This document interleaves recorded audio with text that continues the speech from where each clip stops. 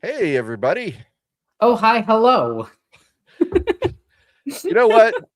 We here at Lorebeards 40,000, we really like the Sisters of Battle, the Adeptus Sororitas. They are super cool. In fact, they're so cool, we decided to do a second show all about some of their coolest characters. Yep. And some of the most unknown characters that they have. And some of the most grim dark characters that they have. If there is one army in all of 40K that captures the 80s, like, grim dark of 40K, it is the Sisters of Battle. I will die on that hill that the Sisters of Battle are the most grim army in all of 40K. I mean, that's certainly true if you look at some of the units like the Penitent Engine. Yeah. But that's technically an Ecclesiarchy unit. But anyway. Yeah, but, army rule for Sisters of Battle does include them, so I'm counting them. I mean, it's definitely a Venn diagram where there's a lot of overlap. Yeah. A hell of a lot of overlap. So can everybody hear us okay out there in the chat land? Chat land. I don't know what else to say. At least anyway. It's not comment town. Okay, Hawk says they can hear us on Twitch, so that's great. So today, we're going to talk about some cool Sisters of Battle characters. There are a lot of them. Holy moly. There's a lot of named sisters. Yep. Which is, of course, as Alexis always likes to point out, many, many, many more than there are for the Adeptus Mechanicus. It annoys the piss out of me. There is one named character playable. It's strictly playable. There are tons and tons of named Mechanicus members. We both know this. But there's only one named Mechanicus member. There was two at one point, but then they took his name away.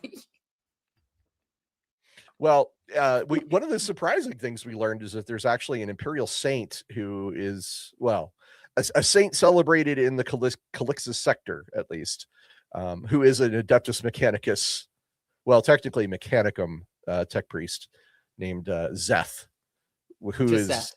Well, no, she's got a first name. Coriel Zeth, I think. Anyway, she's not a Sister of Battle, so we're not going to be discussing her. But during the research, I was like, holy cow, which I thought was interesting.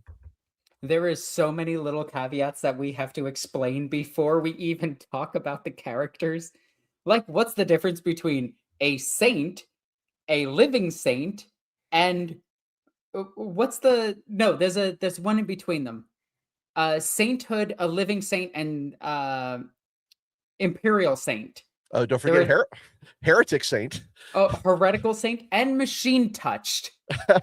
Well, we're not talking about the machine touch, thankfully. Good grief. Well, if we're going to talk about saints for a second and that whole Venn diagram, we have to just say that they're on there, but they're part of the mechanical dudes. The mechanical dudes. I love it. You sound like a teenage boy walking into a Games Workshop for the first time. I want to see the mechanical dudes. My humor hasn't changed much since I was very young, so the worst part is that somebody pointed out that all of my mannerisms are just from the 90s, and I hate it because they're absolutely correct. Ooh, well, you're a 90s kid, I'm an 80s kid. This is going to be work out fine. It's going to be fine. Yeah, exactly. Gonna be fine. Anyway, so yeah, today we're going to talk about our favorite characters, but before we do that, we should introduce ourselves. Why don't you start? Hi everyone, my name is Norn Queen Alexis. I am a cosplayer, a sword fighter, a Viking reenactor. I do videos on YouTube when I feel like it. I do professional painting. I'm a tournament player. I read way too many books, and I nerd out about this hobby. That's true. Also a commission painter, grand tournament player, and voice actor. So that is Norn Queen Alexis, my lovely co-host, who loves the Sororitas so much that we needed to come back and do a second one. And we may, in fact, do a third. Who knows? We'll see how this goes. Yes. My name is Ross Watson. I am a game designer and author who's worked on a whole bunch of stuff for Warhammer 40K. I've actually, it's been brought up that I haven't mentioned this too often, but I was part of the White Dwarf team for a year and a half.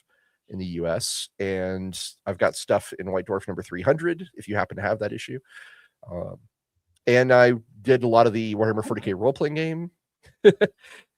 And I did several Warhammer 40K video games, along with a bunch of other material. So that's one of the reasons why I know what I'm talking about when it comes to 40K.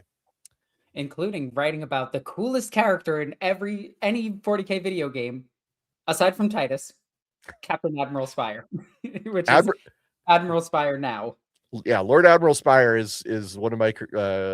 I helped create him, so I'm very happy, very proud of him. He's a good character.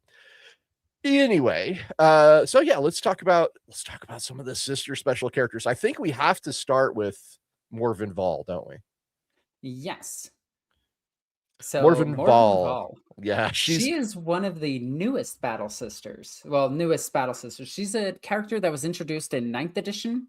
I believe she was introduced in 9th or 8th edition. Yeah, that seems right. But when she was introduced, she was put into a Paragon warsuit, a brand new unit to the Sisters of Battle. And these warsuits are so goddamn cool. And this is her whole aesthetic, is that she has a warsuit that has a heavy bolter, a missile rack. Unlike a standard grenade harness on the back, she actually has a Cyclone missile launcher, essentially, which is basically a guided fire and forget missile, similar to a javelin. She also carries a spear that I believe was given to her by a custodian, which custodians tend to just give away their spears quite a bit. Well, so it's worth pointing out here that the Custodes and the Sororitas have been linked since the origin of the Adeptus Sororitas. Weirdly enough, I don't think they have any bad blood between them. Oh, no. It's well, again, the Custodes are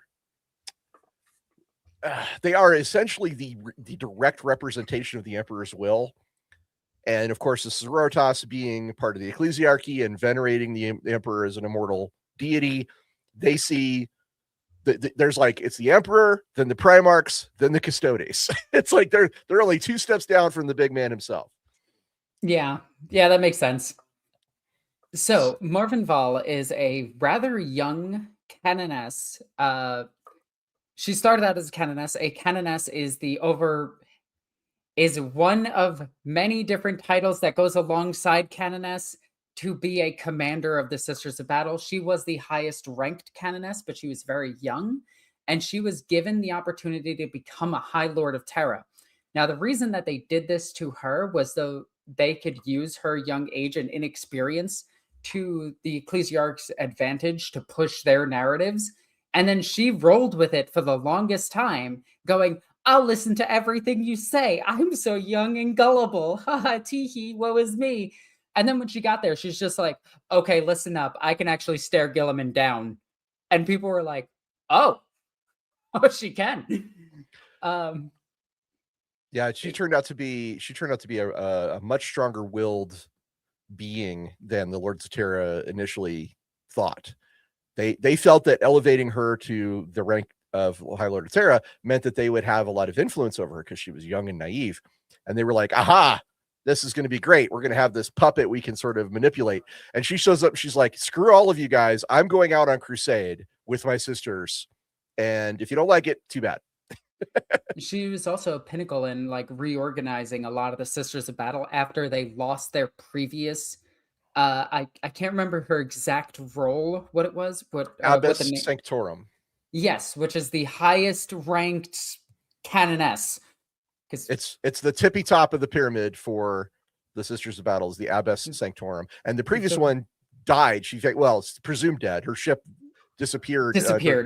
In transit when the Great Rift appeared. And she's also one of the few people that have actually, from the Sisters of Battle, that actually talked to Guilliman, and Guilliman has a great respect for her, which is weird because Guilliman won't even talk to Celestine.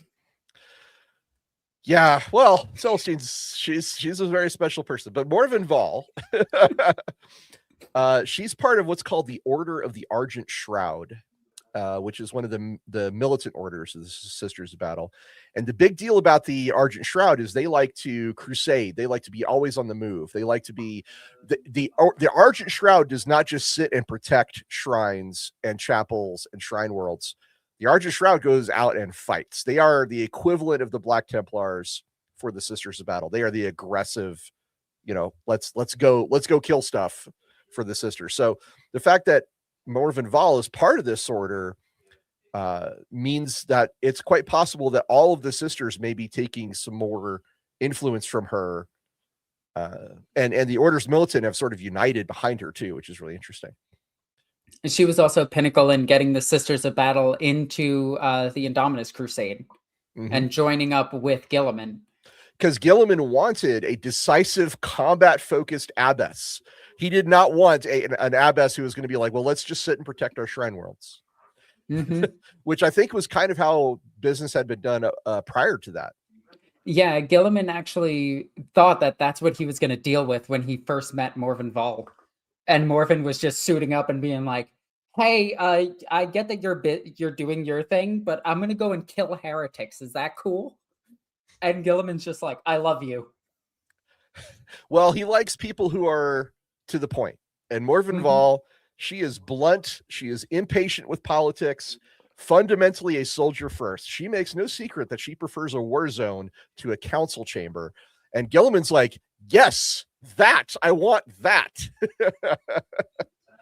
She was also one of the few Lords of Terra that were appointed after Guilliman gutted the Lords of Terra. So there's a whole book series about how Guilliman dealt with the Lords of Terra before when he came back, because they were in shambles and they were all trying to vie for power and everything. And Guilliman's just like, okay, what do you do here? All right, you're stupid. Get out. All right, what do you do here? You lead the Arbites. That's cool. You stay. All right, what do you do here? I'm with the Assassins. All right, you stay because I'm scared. Well, in the novel Spear of Faith, Morvenn Vahl, she personally leads a mission to hunt down a Night Lord's warlord. And when she finds him and kills him, she returns to Terra with his severed head and drops it in the Senatorum chamber as proof of her success. She's like, behold, I have done the thing.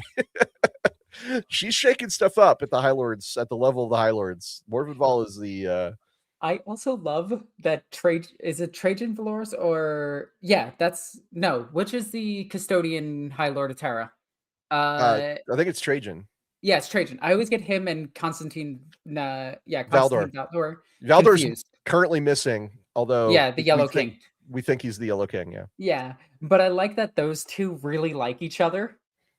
Because they're just like, you did that too? Cool, check this out. I just killed this warlord. Well, I mean, we just talked about how she's very different. She has an uncompromising view of duty. She does not enjoy bureaucratic comforts and is willing to risk herself in ways that the other High Lords would never contemplate. So, yeah, going out and actually fighting. Exactly. That is horrifying. I mean, the only other one that does it, aside from the custodian, obviously, is I think the Fabricator General, and that's only to defend Mars. Yeah, I doubt he has stirred personally to lead a force in a very, very long time. If anything, he probably just uses a clone of himself to go and do it. Maybe it's going to depend on whether he believes cloning is tech heresy or not. Oh, sorry. It's definitely not a clone. It's a built body that encompasses all of his ideas. Well, Call is able to get away with multiple inferiors. The Call inferiors, but even they are looked at by the rest of the Mechanicus as you are on the edge, sir. And if you were not Call, we would come after you. This was actually made clear in the books by Guy Haley about Call. So yeah, Call can sort of get away with it because he is also the tippy top almost the tippy top. He's very, very influential in the Mechanicus. Yep. And anyway. He has a whole procession that follows his word to the letter. He's very Call is very much a rules as written versus rules as intended character. Yes, absolutely. I see you put a comma here instead of a period. That's a mistake. So Vahl also is kind of an interesting foil to Saint Celestine. While Celestine is kind of a miracle and a myth, Vahl is human, fallible, ruthlessly practical, and she can actually have debates and arguments with Guilliman in ways that other people can't. Yeah, she's pretty close to a peer for Guilliman, and he's probably really enjoys that, I imagine. But we should also talk about some of her gear, because her gear is really cool, and that warsuit. Oh, I love her warsuit. Her warsuit is so cool. So the Sister of Battle warsuits are definitely not sentient No. in any way, shape, or form, but they pick their pilots, and they're very cautious about their pilots. She's making a joke in that they are very clearly not self-aware, but yet they can pick their pilot. It is pretty wild how the suits work. You want to explain how that? So the suits themselves are all kept in like I believe they're ancient, but they're a new model, so it's like they've always been there sort of thing. Similar to the Rogal Dorn or Imperial Knights, they've always been there. You just have to accept it. But the Sister of Battle, they go to their war suits. They keep them in like pristine condition and as best as they can. Originally, they're built on Mars, more than likely, though we don't know the exact origins of the Paragon warsuit. But we do know that in other sources, their war gear all comes from Mars. So it stands to reason that, yeah, it comes from Mars. It absolutely does, because her specific suit was made by the Fabricator General about 3 to 4,000 years before current date. Yeah. But it was hand designed by the Fabricator General. This was her suit is a Stradivarius violin compared to all the other Paragon suits. So now, depending on how you view the machine spirit, or whether it is an actual thing or they believe it's a thing, the Paragon warsuits, when you go to your Paragon warsuit, it's kind of like a Titanfall situation where you go to it and you just kind of hope that it doesn't kill you. You kneel before it and then it knights you, which is bizarre for Sisters of Battle, but it's more of a Joan of Arc knighting type deal than anything else. And the Paragon warsuit lays its weapon on you, and then it allows you to enter it, which then you get one of the silliest, coolest nundoms ever, because head protection is for losers. Nundoms, I love it. So her suit is called a relic grade Paragon warsuit. It's called the Purgator Mirabilis. And according to Warhammer Community, so this was posted by the official, Warhammer guys. Yeah, but we also know where that canon lies. Sure, but I think it's important to point out the source, because I found this to be a very interesting comment. Her suit is as far removed from a standard Paragon warsuit as Astartes power armor is from a common flak jacket. Damn. Right? I was like, that's a bold statement. That means the implications of that are actually kind of nuts. Right. It's a Space Marine chapter masters do not have the Fabricator General of Mars design their armor. So this is it's a really big deal that he did design this suit. And not only that, it means that it's built to the Mechanicum's best that they could ever build. That is it. I mean, it's they put their best guys on it. Let's put it that way. Or, he just built it in a weekend. It was just like, yeah, here you go. So you just opened the question though, and I think it's important to ask: does the Mechanicus always do they not reserve some of their best stuff for themselves? Because I think that they do. Okay, so both. Oh, you're gonna hate this. You're gonna hate the two words I'm about to say. It depends. It depends. Because Belisarius Cawl, if we use him as a character for this, he does reserve a lot of his best stuff, but also always presents it to Guilliman as an option. And then Gilliman's like, stop doing that. And he's just like, no. I'm pretty sure. Okay, so Micah points out, he says, I'm pretty sure they have a vault with crazy stuff inside. That's what I believe. I also think Cawl has been in that vault. Probably, or at least one of his calls. But the point is that Fabricator General, that is their best guys on Mars worked on it.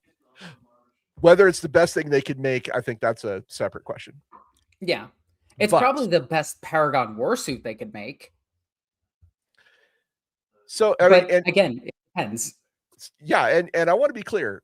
As the Abbess Sanctorum and as a High Lord of Terra, Morvenn Vahl could have just chosen to sit back and command from afar, but instead she's like, no, I'm going to war in this armor, and I'm going to make it a symbol that the supreme commander of the Adeptus Sororitas fights beside her sisters. Yep.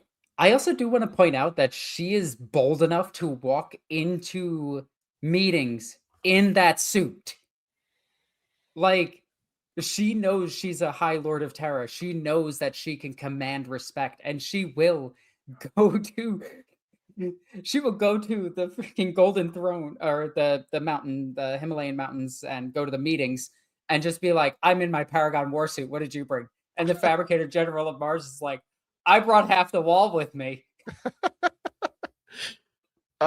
So according to the lore, her warsuit is like a mobile throne and pulpit as much as it is armor. It is a towering focus of faith akin to a walking reliquary, and it gives her a pretty significant presence on the battlefield. Not aside from the fact she's got a missile launcher and a heavy bolter attached. And the custodian spear. It's got, well, we're going to talk about the spear. It's got thick adamantite plating along with powerful energy fields that blunt attacks even before they reach the plate, which means, she's got invulnerable save and a really good armor save. Do you know what her rules are in 10th edition for So that? What she has is a 2+ armor save as well as a 4-up invo save. In earlier editions, that invo save would have debated what it actually is, because I think that in earlier editions, I think her invo save would have been a 3+ because of something similar to a storm shield for the invulnerable type that they're doing. So she has more of like an archaeotech force field generator instead of a conversion field or a refractor field. Because what happens with her energy shield is that it stops projectiles. It doesn't like reflect them. It doesn't match them with energy. It just stops them until it gets overloaded. Yeah, I do want to emphasize it was not built for Vahl. It was found in a damaged or derelict state and restored by the Fabricator General, and it took over 200 years to do it. That's probably because he was singing about the bolts that he was doing. So the machine spirit was basically rebuilt. The armor was overhauled. The systems were brought up to a higher standard, and it is a personally sanctioned Mechanicus masterpiece by the Fabricator General. Essentially, he signed it. He's like, it is like his masterpiece. We don't know the guy's name because he was, 4,000 years before our current date. Yeah. But whoever he was very proud of it. And now let's talk about that lance. So the lance is called the Lance of Illumination. And go ahead. That lance is pretty. It is so nice. It's so much bigger than all other like Custodes war gear. It would look like it would belong with a dreadnought, and that's essentially what she is. It's a war suit, but yeah. It's described as a relic power spear, and it was gifted to her by the Adeptus Custodes, which is an honor that is normally reserved only for the most trusted and proven servants of the throne. Again, it's important to point out that Vahl is the youngest member of the Lords of Terra. She hasn't been around that long. She hasn't even accomplished a lot compared to some of the other. Do we know her age? We know that she's young. That's yeah, but like, what is young for a Sister of Battle? I know that some canonesses can live into their 50s and 60s. Yeah, and that's if they didn't die. Well, there's also juvenile treatments that can extend them 100 to 100, 200 years. I'm going to assume she's, in her 30s. That's all I don't know. Damn. Like, I'm guessing, speculating. 20s or 30s. but we know that it's emphasized how young she is, so we know that. But anyway, it's a surprisingly big deal that the Custodes gave her this weapon. It means that she's earned the personal respect of the Emperor's own bodyguard, which is that is an honor separate from Guilliman's respect. That is an honor separate from the ecclesiarchy's veneration. It is an honor separate even from the being elevated to the High Lords of Terra. This is a very special gift. It is apparently it can fire it can't fire a ranged attack, can it? It's just a melee weapon. I believe it is just a melee weapon, yeah. Right. Yep. But it can banish demons, at least according to one of the novels. Yep. That's not actually a surprise for custodian level weapons, because there's during the Siege of Terra, the most recent one, the one where Khorne demons were on Terra while Guilliman was trying to get there, a custodian put his hand on an Imperial citizen that was mutating into a bird, like mid-mutation. I don't know why this is the motion for mutation, but it is.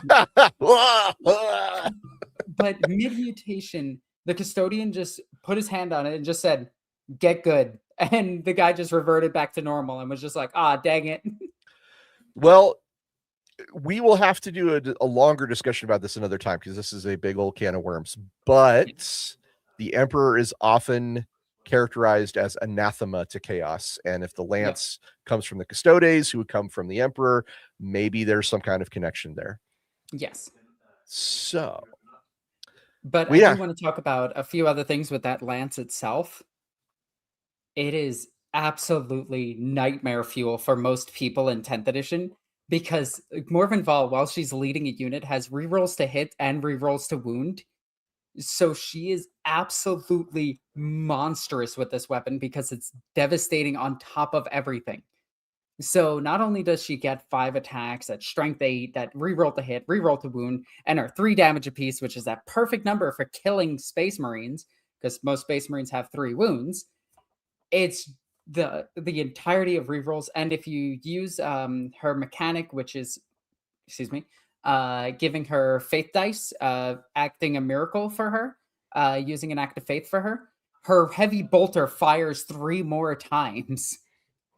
And because she's a vehicle, she can fire in combat as well. I believe she also has the lance special rule. So she doesn't have lance. I think she gets it when she charges. There you go. Okay. But she does have devastating, which is horrifying for enemies, especially when you can reroll. So there is some theories about the Custodes giving her the lance that I think is pretty interesting. According to the novel Spear of Faith, it's the gift is framed in such a way that it suggests the Custodes are acknowledging that the sororitas as a whole have repeatedly saved vital worlds of the Imperium, and they have earned trust because of that. And it may be a way for this may be a thing the Custodes were like, it's about time we honored the sororitas as a whole, therefore we will give the lance to their abbess sanctorum and thus bless the entire faction in a way. It makes me go ahead.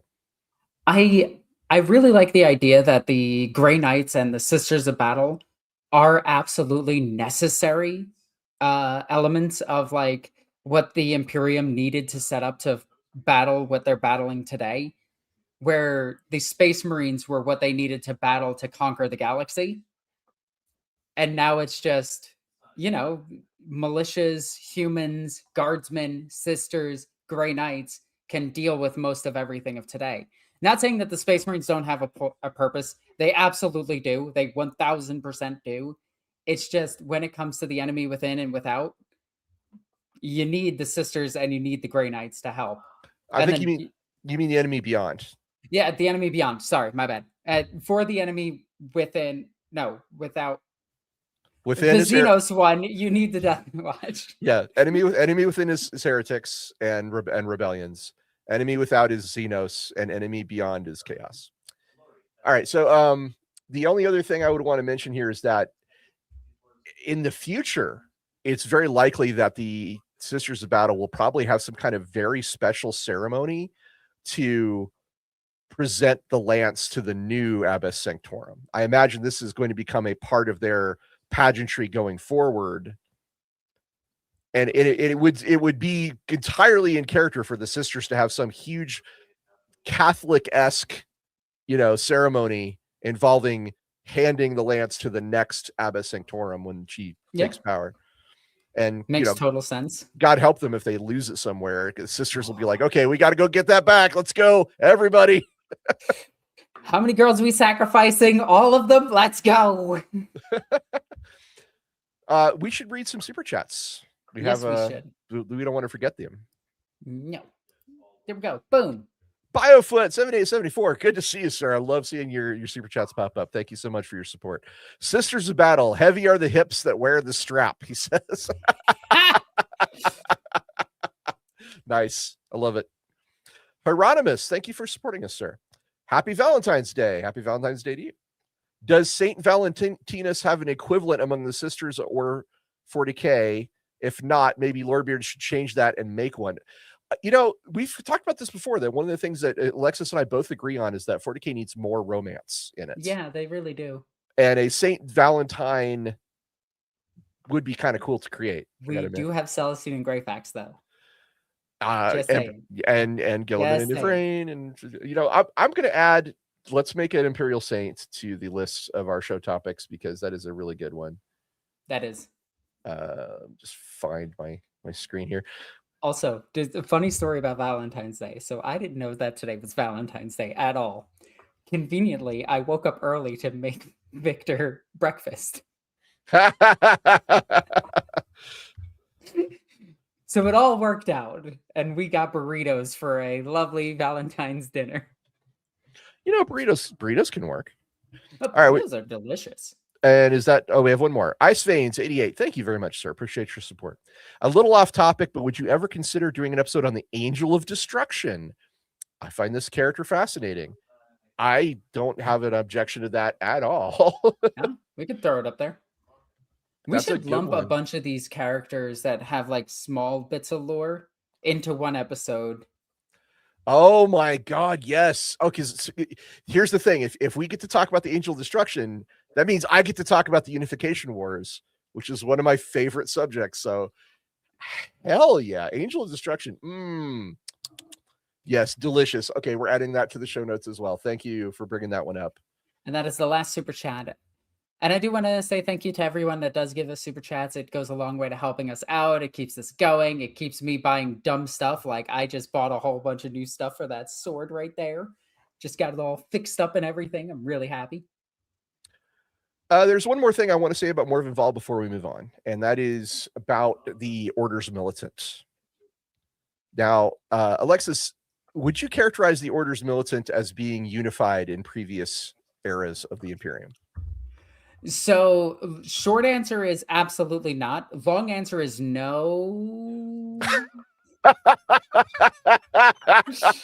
Well done.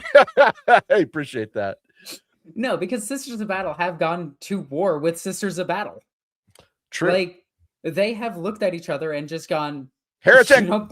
You don't believe the Emperor can do this? Heresy.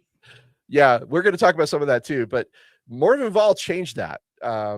She has insisted that she is the Abbess Sanctorum first and the orders are secondary. And she has claimed dominion over all of the Orders Militant and is essentially, to a certain degree, unified them under her banner, which is a big deal. It also helps that Celestine is also there. I mean, that doesn't hurt a bit, right?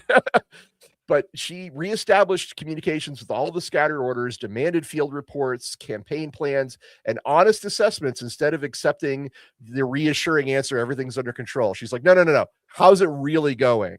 You need to tell me. Weirdly enough, so this is something that is,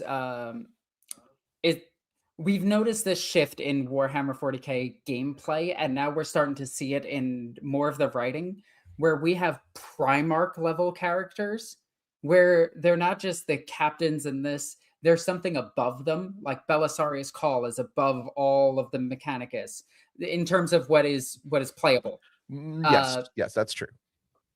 Morvenn Vahl is above all other Sisters of Battle in terms of what's playable and in terms of lore in this case. Trajan Valoris is higher up than regular custodians. Guilliman, duh. The regent of Terra. Dante. Yeah. Lord Regent of the Imperium Nihilus. Yeah. And we're starting to see like all of these Primarch level characters. Now, granted, they're not Primarchs, obviously, but it's these main characters that are coming out that are all super intelligent, all like badasses in their own way, and are actually competent, which is rare in the Imperium. I think we've talked about it a little bit before when we did our episode on Commissar Kane, hero of the Imperium. How Sisters of Battle tended to be, in previous versions of the lore, tended to be seen as less reliable and less integrated into the Imperium's military force. But again, this has changed under Morvenn Vahl. She, especially in the Nachmund Gauntlet, which is a battle zone, she made sure that the sisters were part of a linked Imperium strategy rather than just independent crusades and independent forces off doing their own thing. She's like, no, you're going to check in. You're going to make sure the generals know where you are and what you're doing, and you're going to find out where you need to be, which is big. It's a big change. It's so rare that Sisters of Battle and Space Marines coordinate with each other. And it's a bizarre thing to say because we think of like real world military, though if you actually saw the US Army and how they really operate, you would blow a gasket. Because a lot of it is just dumb luck. But jokes aside, when it came to like Sisters of Battle and older books and everything, they would just do their own thing. And a lot of the times, if they crossed paths with Space Marines or Imperial remnants, they would fight. But nowadays, it's the sisters are talking to them. They're trying to get the war zones under control. They're making plans with each other, which is something that sisters are known not to do. They're running, they'll run enemies into the Space Marine ambush, or they'll run enemies into Sisters of Battle ambushes. And these are just unheard of tactics that are now being used thanks to Guilliman, thanks to Morvenn Vahl. And yeah, we're no longer seeing just the crazy martyrs who kill everybody. Speaking of martyrdom, Morvenn Vahl's opinion on this is that martyrdom is to be respected, but it is not a goal for the release from duty. She avoids throwing away sisters if she can avoid it, especially for reasons that are less, spectacle rather than strategy. She will throw them away only if necessary, and this means that she will veto overzealous plans from individual canonesses and be like, no, you're crazy. No, we're not doing that. But it also helps build trust that she actually gives a crap about the sororitas under her command. And the unity that we're talking about is mostly seen at the strategic level, coordinating deployments and things like that, because the day-to-day culture and rivalry between the orders is still around. And Vahl is just kind of enforcing a common direction without trying to erase the distinct identities of the groups under her command. Oh, we got a question here that I like. So Wesloose. Whoops, sorry, I clicked on the wrong one. Oh, okay. Was it this one? Yeah. Okay, Micah asks, do you believe that she would be able to at least fight a demon Primarch like if she fought against Angron? Would she stand her ground at least for a while? It's the shield that would do most of the work. Yeah, for real. It against Angron. Angron is currently the Avatar of Cain. Yeah, he's got the Avatar of Cain syndrome where he keeps losing every fight that he's in. So against Angron, maybe she'd win, or at least she would push him back enough for sister reinforcements to come and drive him off. Gameplay-wise, Angron obliterates her. If Angron gets into combat. If Morvenn Vahl is the one charging Angron is dead, because Angron is a very much a flip of a coin character. Against Gilliman, I think she's got like a 50-50 chance to beat him. Against Lion, she loses because of 3-up info. It's really just down to how well her force field lasts. Lore-wise, they would fight, they would find a way to break the two characters apart, and then one of them would leave the battle zone. Because that's typically what happens. It would be a fight. Angron would not just easily defeat her. Let's put it that way. No. But yeah, I think she's got a chance. I wouldn't say it's a good chance, but she's got a chance. I mean, if she does hit Angron with that spear, it's going to hurt him a lot. Agreed. Especially being that spear can banish demons. It's going to deal some real damage to Angron. I mean, again, that is from a novel, so I mean, can it banish? I mean, sort of, kind of, maybe. We'll see. But yeah, it would be interesting to see what their fight would be like. Of course, the other thing that Morvenn Vahl has that Angron doesn't is she's got the Emperor on her side. She's got miracles of faith, baby. So yeah, and again, it also depends which character is the protagonist of the story, because typically they're the ones that are going to win. Yep. Who's really going to beat who, and especially when it comes to like Warhammer and power scaling goes out the window, because a guardsman with a crack grenade can kill a space marine in some stories, and in other stories that crack grenade can't even hurt them. It depends on who's writing the book. Yeah, for sure. There was this old White Dwarf article called Movie Marines or Cinematic Marines, which was like, hey, we're going to attempt to write rules for Space Marines as they're written in the novels. Now, this was early 2000s. This came out, I want to say 03, 04, in that time period. And wow, the rules for the Space Marines were wild. They were like strength 6, toughness 6, 6 wounds. It was insane.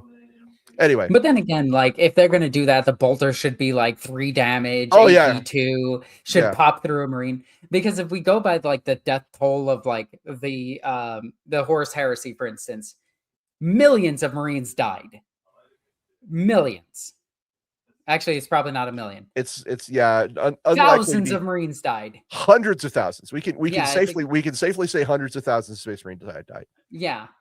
But million that's a lot. But I think most legions at their peak had 500,000. Like at the absolute. No. The largest was the Ultramarines, and they had 250,000. Oh. Roughly. I mean, to be clear, when I say these numbers, it's a very rough estimate. Yeah. But yeah, we just got off on a huge tangent about war. We are way down this rabbit hole. Let's back up a little bit. Would you like to hear about the most grimdark canoness of all time? Oh, heck yeah. Of all time. Coming in with a steel chair, it's Canoness Erid Seno. God, this woman is awesome and terrible at the same time. She's gonna snap her fingers and make half of the Imperium vanish. She's a serious woman.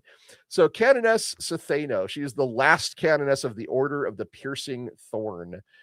Do you want to talk about her a little bit, or do you want me to just dive right in? I want to hear your rant on it, because I am excited to hear this. Well, she's awesome. I mean, when I found out about her during my research, I was like, this is the coolest character ever. So the Order of the Piercing Thorn was a very minor but prestigious order militant. They were very successful. They had a lot of string of victories, very strong reputation. And Seno, her leadership and battlefield record were very respected. Some within the ecclesiarchy considered her a future candidate for Abbess Sanctorum, which would have made her a High Lady of Terra, just like Morvenn Vahl. But there's a book called Heretic, Imperial Creed, where we see some of her. She was already... Who do you think the main character of that book is? It's definitely Heretic. Old man Heretic. So in that book, she is just a sister superior, but she was already like super intimidating with a terrifying charisma. And the Imperial Guard troops were just like, wow, she's scary and saintly at the same time. Isn't that the book where or was it a Caiaphas Cain book? I get these two books confused, where they refer to the Sisters of Battle as man-eaters. I don't know. I think that might be a Caiaphas Cain book. Maybe.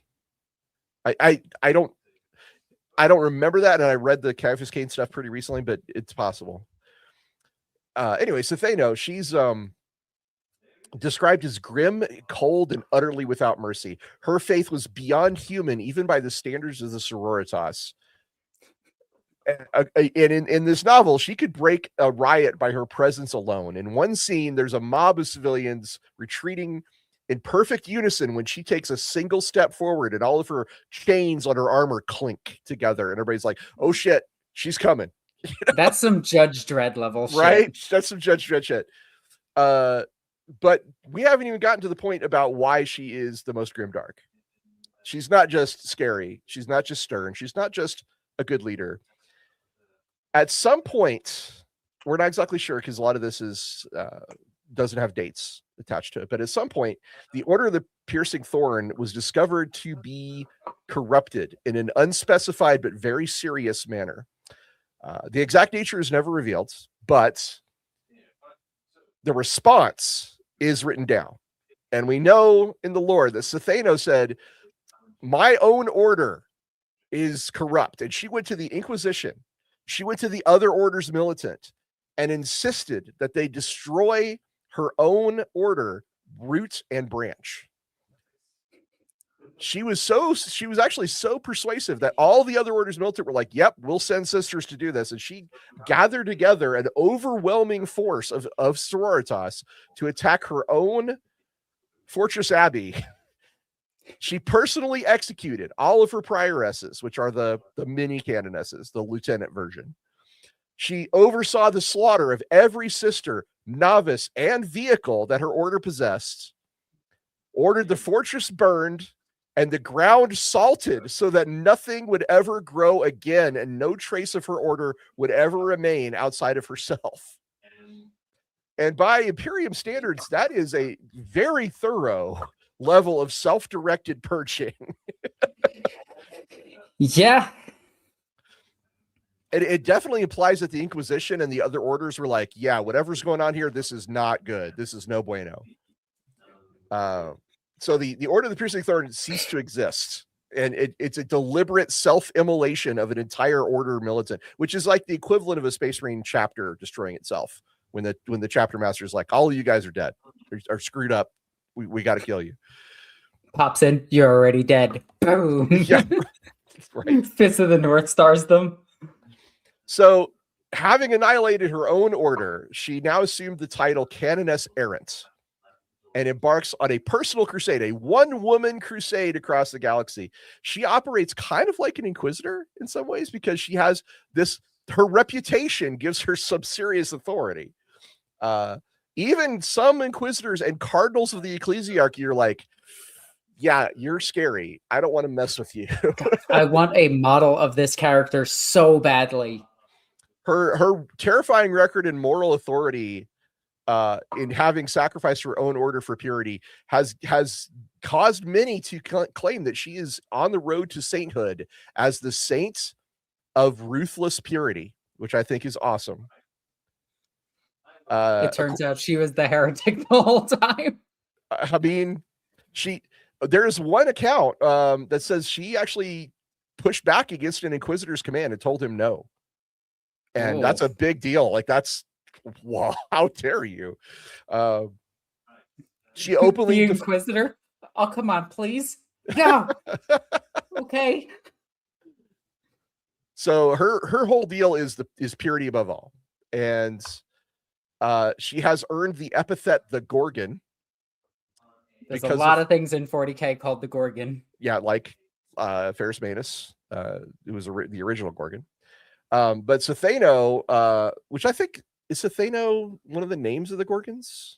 No. I think so. No, it is a Greek name name of something. Yeah. Yeah. I don't know much Greek lore. If you ask me about Celtic or Viking, I can help you. So, where was I? Yes. Apparently, her presence is petrifying to other people, and the way that enemies and allies alike recoil under her gaze is why she's called the Gorgon. One interesting, striking physical detail is that her eyes reportedly turned completely golden after purging the piercing thorn. So yeah, she's probably got living saint powers.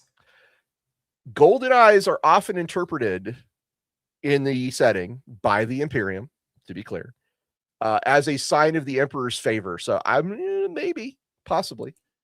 And in all fairness, Abaddon also has golden eyes. Yeah.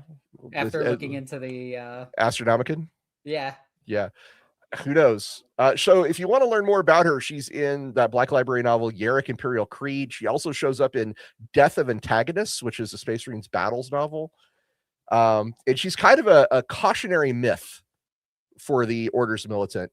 Even the vaunted Adeptus Sororitas can be condemned by one of its own leaders if corruption is found. And that's a powerful example to be made. I think that's a very powerful example. Yeah. Yeah, it's a little crazy.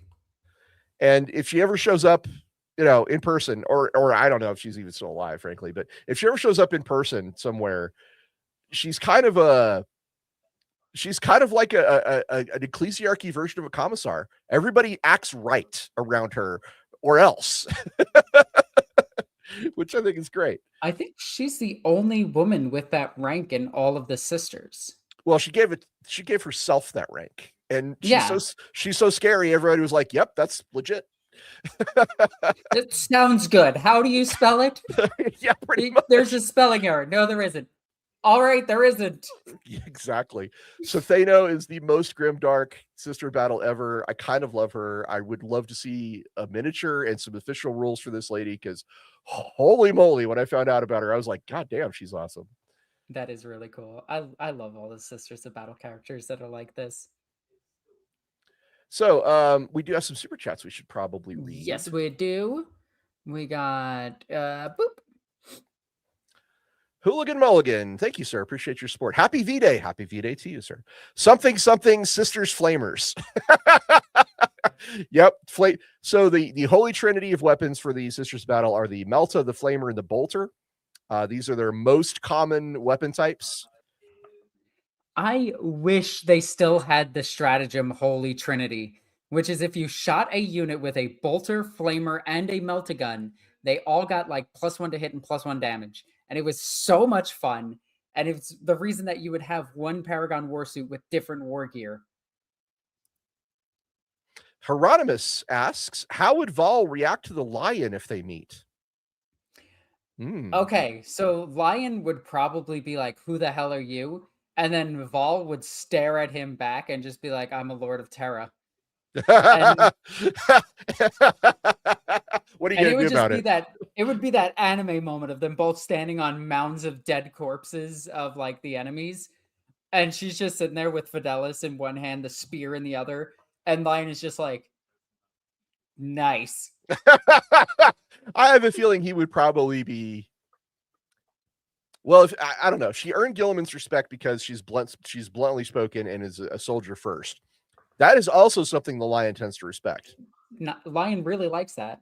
So I expect that they would have a bro moment of, just that firm nod. Something along those lines. They do the handoff thing, but she uses the bionic arm of the Paragon Warsuit to do it. Just like that scene in Predator between Dutch and you son of a bitch, and then they do the most manliest handshake of all time. Yeah. Son of a bitch, I'm in. Yeah, that'd be cool. Okay. I know a lot of people give like Lion shit because they're like, oh, when Lion sees the Primaris Marines, he's gonna go civil war with Gilliman. And it's like, no, Lion he's gonna look at that and be like, you didn't reform the legions when you did this? I just reformed the legions. We could reform the legion, make more of these.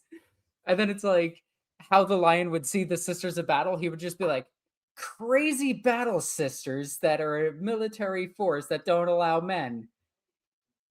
Cool. Let's get more of these. To note, there is an upcoming show that I'm very excited to talk about, which is how would the legions reunite? Because it seems like they kind of are in the lore, and we need to talk about that. But that's a can of worms, and we're not doing that this episode. We're talking about sisters characters. Yeah, and going on giant tangents. The last thing I want to say about Seno, And then I'll turn it over to Alexis for her final thoughts on Seno. But the last thing I want to say is that she's kind of like the template for an internal affairs division of the sororitas. She's the HR department. No. She's internal affairs for like the cops. Like I can imagine other Canoness errants either appointing themselves or Vahl appointing them, maybe in Seno's name, to act as investigators to make sure that corruption does not find root in the orders of the Sisters of Battle. I can see them filling a similar role to like Dogmatas. Yeah. Because Dogmatas look to get their girls even more like fervent and religious and zealotry. And the other one is just like, hey, you're doing that, but you're being a heretic about it. Gotta purge you. Well, here I go killing again. Well, I mean, I can't imagine Sisters of Battle really enjoy having the Inquisition poking around in their business. Even though they work closely with the Order Hereticus, even with that, I think that they're probably like, that's an outsider, not really one of us. Whereas a Canoness errant like Seno, if more were to be created, I think they would have an easier time finding and rooting out any traces of corruption or heresy or whatever you like to say. Yeah, I could see that. I could definitely see that. All I know is I want one of these on the battlefield. Is that your final thoughts on Seno? Yes, more, please. More. I want her in my games. I don't care if you have to, warp travel her if she loses herself and comes back 800 years later thing. Time is meaningless in 40K. The Ordo Chronos exists in the Inquisition to study that, which is fun. Fun fact.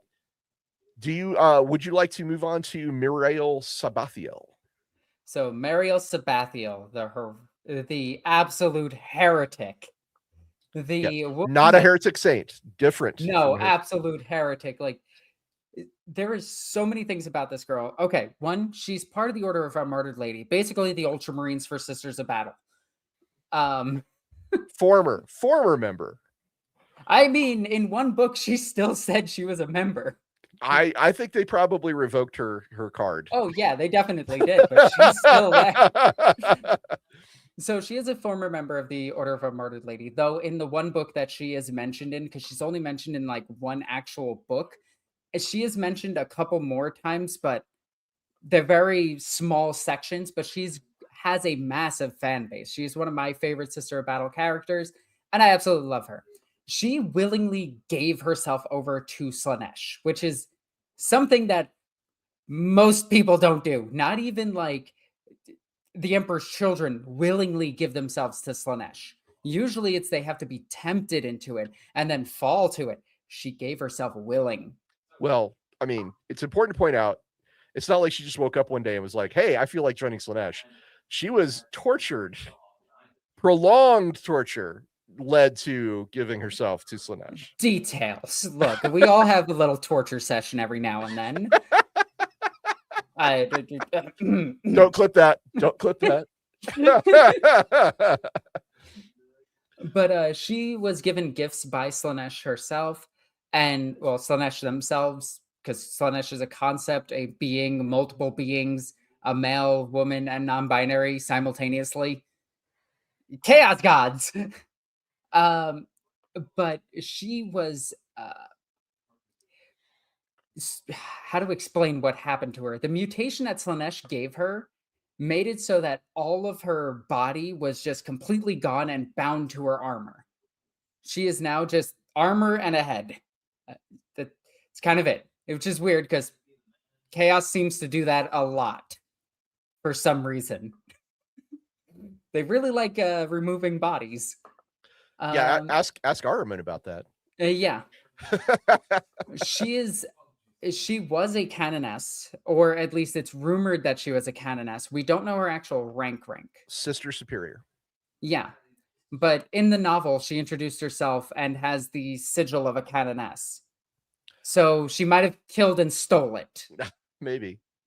I mean, she probably considers herself a canoness at this point anyway. I mean, who knows? I mean, if she's fallen to chaos and become a Slanesh worshiper, she could probably say anything she wants.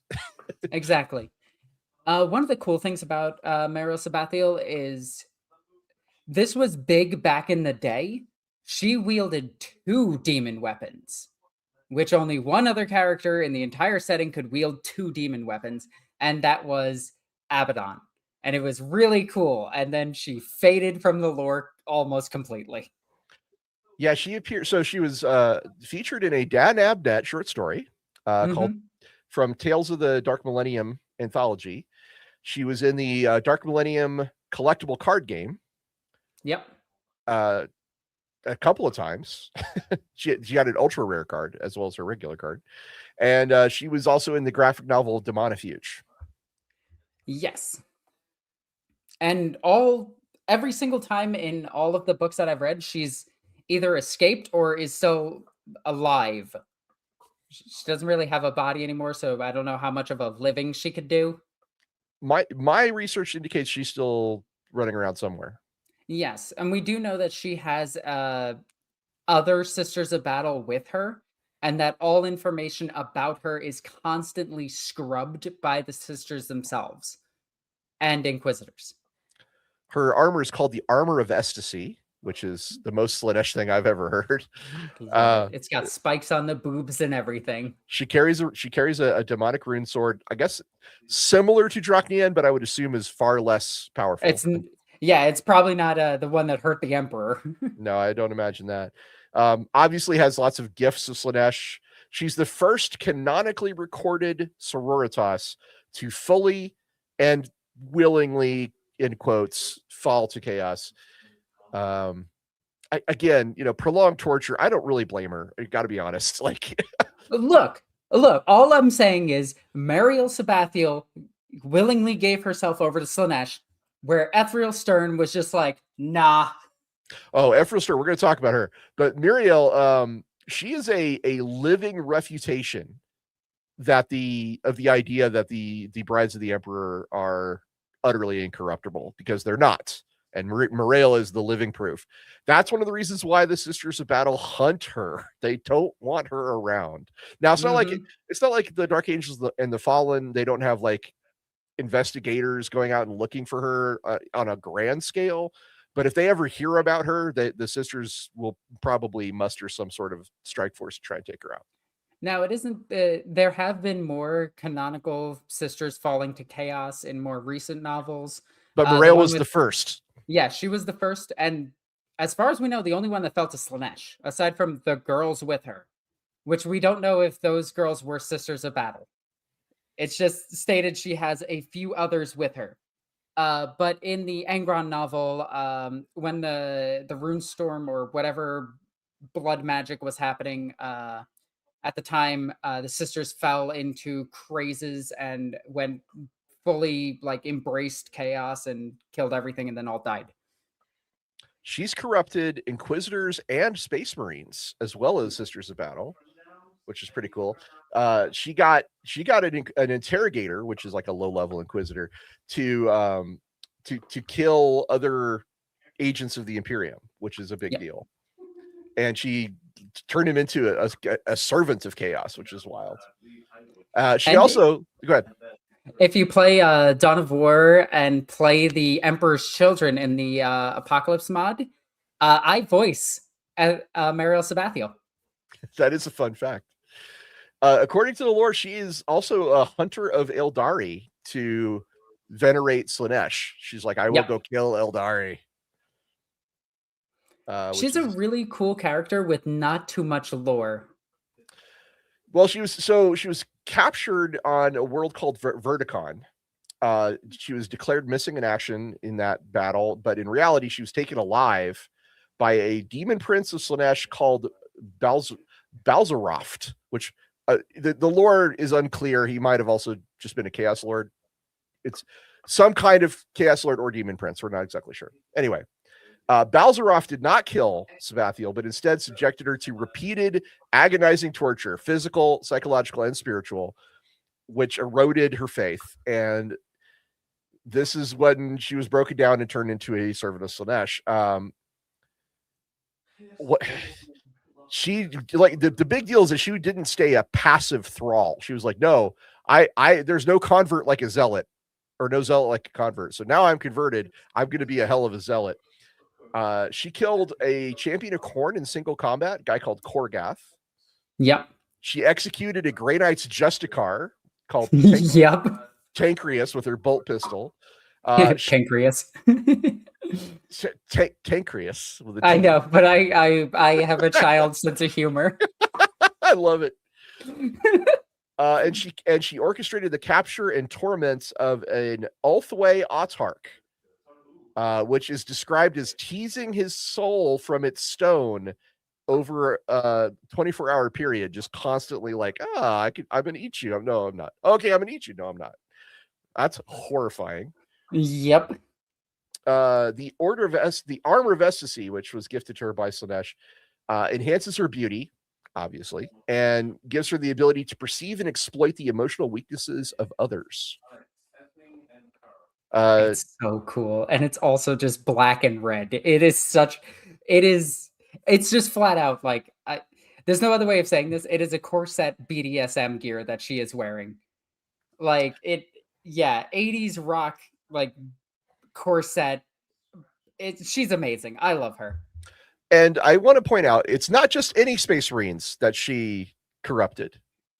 She turned a squad of Black Templars into Slaanesh worshippers, which, holy shit, dude. Yep. Wow. Because she was being hunted by, the Inquisition and the Sisters and a bunch of other stuff. She staged atrocities on a planet called Caldrus Prime. She murdered masses of civilians, trying to make it look like the work of a battle sister. How do you do that exactly? Do you just make them all, I guess? Make them all pray and burn the bodies in a praying position? I'm not sure how she did that, but yeah. She found a way. The ruler of that planet alerted the Sororitas and hired a bounty hunter called Lowen Taggett, who led the Canoness and other members of the Order of our Martyred Lady to Muriel's lair. You know what happened next? What'd you do? Eat them?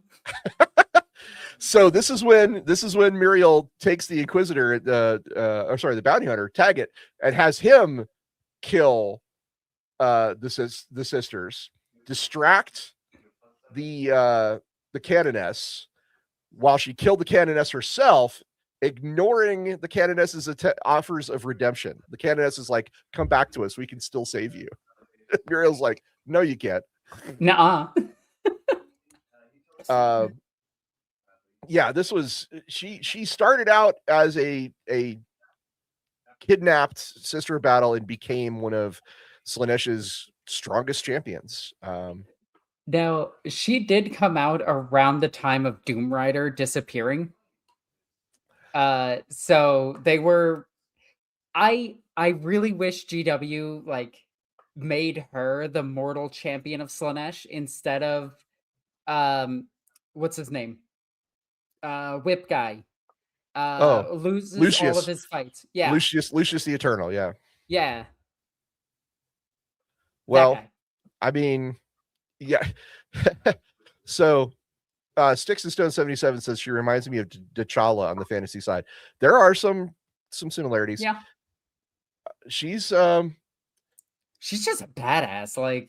She's so goddamn cool, and I want them to bring her to if GW had if I was in charge of a faction in GW, I would make the Agents of Chaos, and she would be one of them. I would also move Cypher to there, because that makes more sense, along with the Fallen. Would be Agents of Chaos that could be taken with any Chaos Army as allies. She's actually very cool, and if I played a Chaos Force, I would definitely want to include her. I think there's a couple of things here I want to point out, sort of theories. I do love me some theories. I think that it's possible she is not unique. She's just the only one that the Imperium has failed to erase from its records. Oh yeah, without a doubt. The only problem is she's running around telling people. Well, also she has a level of infamy that it's possible she has intentionally drawn this level of infamy so that she cannot be erased, that she can just be that constant reminder that the sisters can in fact fall to chaos. Yeah. It's possible Games Workshop made her as like a stress test on the faction, like to see if just to show people how that if you push someone far enough, they can, even faith won't save them, maybe. Yeah, so she's like a chaos dwarf. Also, because how strong she is, and she's a very strong character, it's possible the Games Workshop created her or Dan Abnett created her. I'm not, who knows where that line is drawn, but whoever created her, it's possible they did so as a way to show how dangerous a fallen sororitas could really be. Oh yeah. Like she reads, all of her stuff reads like she is a enemy from like Black Crusade. Or not Black Crusade, Dark Heresy. Well, Black Crusade, the role-playing game, and Dark Heresy. Yeah. I can see that either way. Yeah, you're right. Like she seems like a very like that's the end of the campaign character you fight. She's a serious badass, and that's what I love about her. That is do you have any final thoughts about Muriel Sabathiel? Because I'm done. Okay, so there were a couple of theories that I have about Muriel Sabathiel. The lack of her having a physical body, I think, is a mirror image of Lucius the Eternal. Like if those two were to ever fight, Lucius can't take her over because she doesn't have a body. And that's one of the only things that Lucius needs. And because she is so adept at manipulating and finding emotional vulnerabilities, she is the perfect counter to Lucius the Eternal. She would just expose all of his toxic masculinity and he would cry himself to death. Ricky Chapman says, our girl, she's enjoying the forbidden fruit of the Garden of Excess. Oh yeah. Yeah, that's a really good point. I would love a story told from her point of view. Yeah. Micah points out she could be the first demon princess. There already is a demon princess. There's that Iron Warrior character who got bound to she was bound to Space Marine armor and then be mutated into a demon prince. Oh, okay. Well, that's cool. Yeah. Also, I think the implications of female demon princes are a thing already. There's just no ones that we truly know of, but we do know of one in the lore. Nestor Vatumbra says, Brides of the Emperor, Ross revealed himself a Van Dyer supporter. I am not a Van Dyer supporter. I was just thinking about the Reign of Blood when we were talking about the origin of the sisters with the Custodes. He was thinking of how much he loves Van Dyer. No, God, no. Van Dyer was a bad guy and had a bad end, and I'm here for it. I will say that on the record. He's against how he went out. Oh my God. You're killing me today. We have a super chat we should read here from Ricky Chapman. Thank you for your support, sir. Muriel appeared in a chaos campaign. We needed aid in an attack of a fortress world. We offered her 66 soul stones for her and her fallen sister's aid. Oh, I bet that was that sounds awesome. How did you get 66 soul stones? Crone World, maybe? Or I want to know that one first. That's a good story to start out with. That would be pretty interesting. But that's Ricky Chapman. Whenever he talks about his role-playing game, I'm always like, dude, I kind of want to be at that table. Right? I want to know how many games he's played, or is this all part of one campaign that's just gigantic? I feel like it's more than one campaign. I don't know. He'll have to tell me. If you want to respond in the chat. Mr. Mike of the Grail says, how do you get 66 soul stones? You kill 66 Eldar. Duh.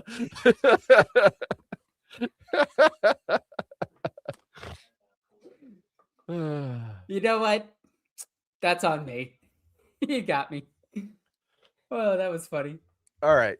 So that is Muriel Sabathiel. Next up is one of your favorite characters of all time. I think I'm going to leave it to you to describe Ephrael Stern, the Daemonifuge, the thrice born. Ephrael Stern. Also, GW really likes trice. Anyway, Ephrael Stern is a badass. So, unlike Muriel Sabathiel, who willingly embraced Slaanesh, which, God forbid, a girl has hobbies.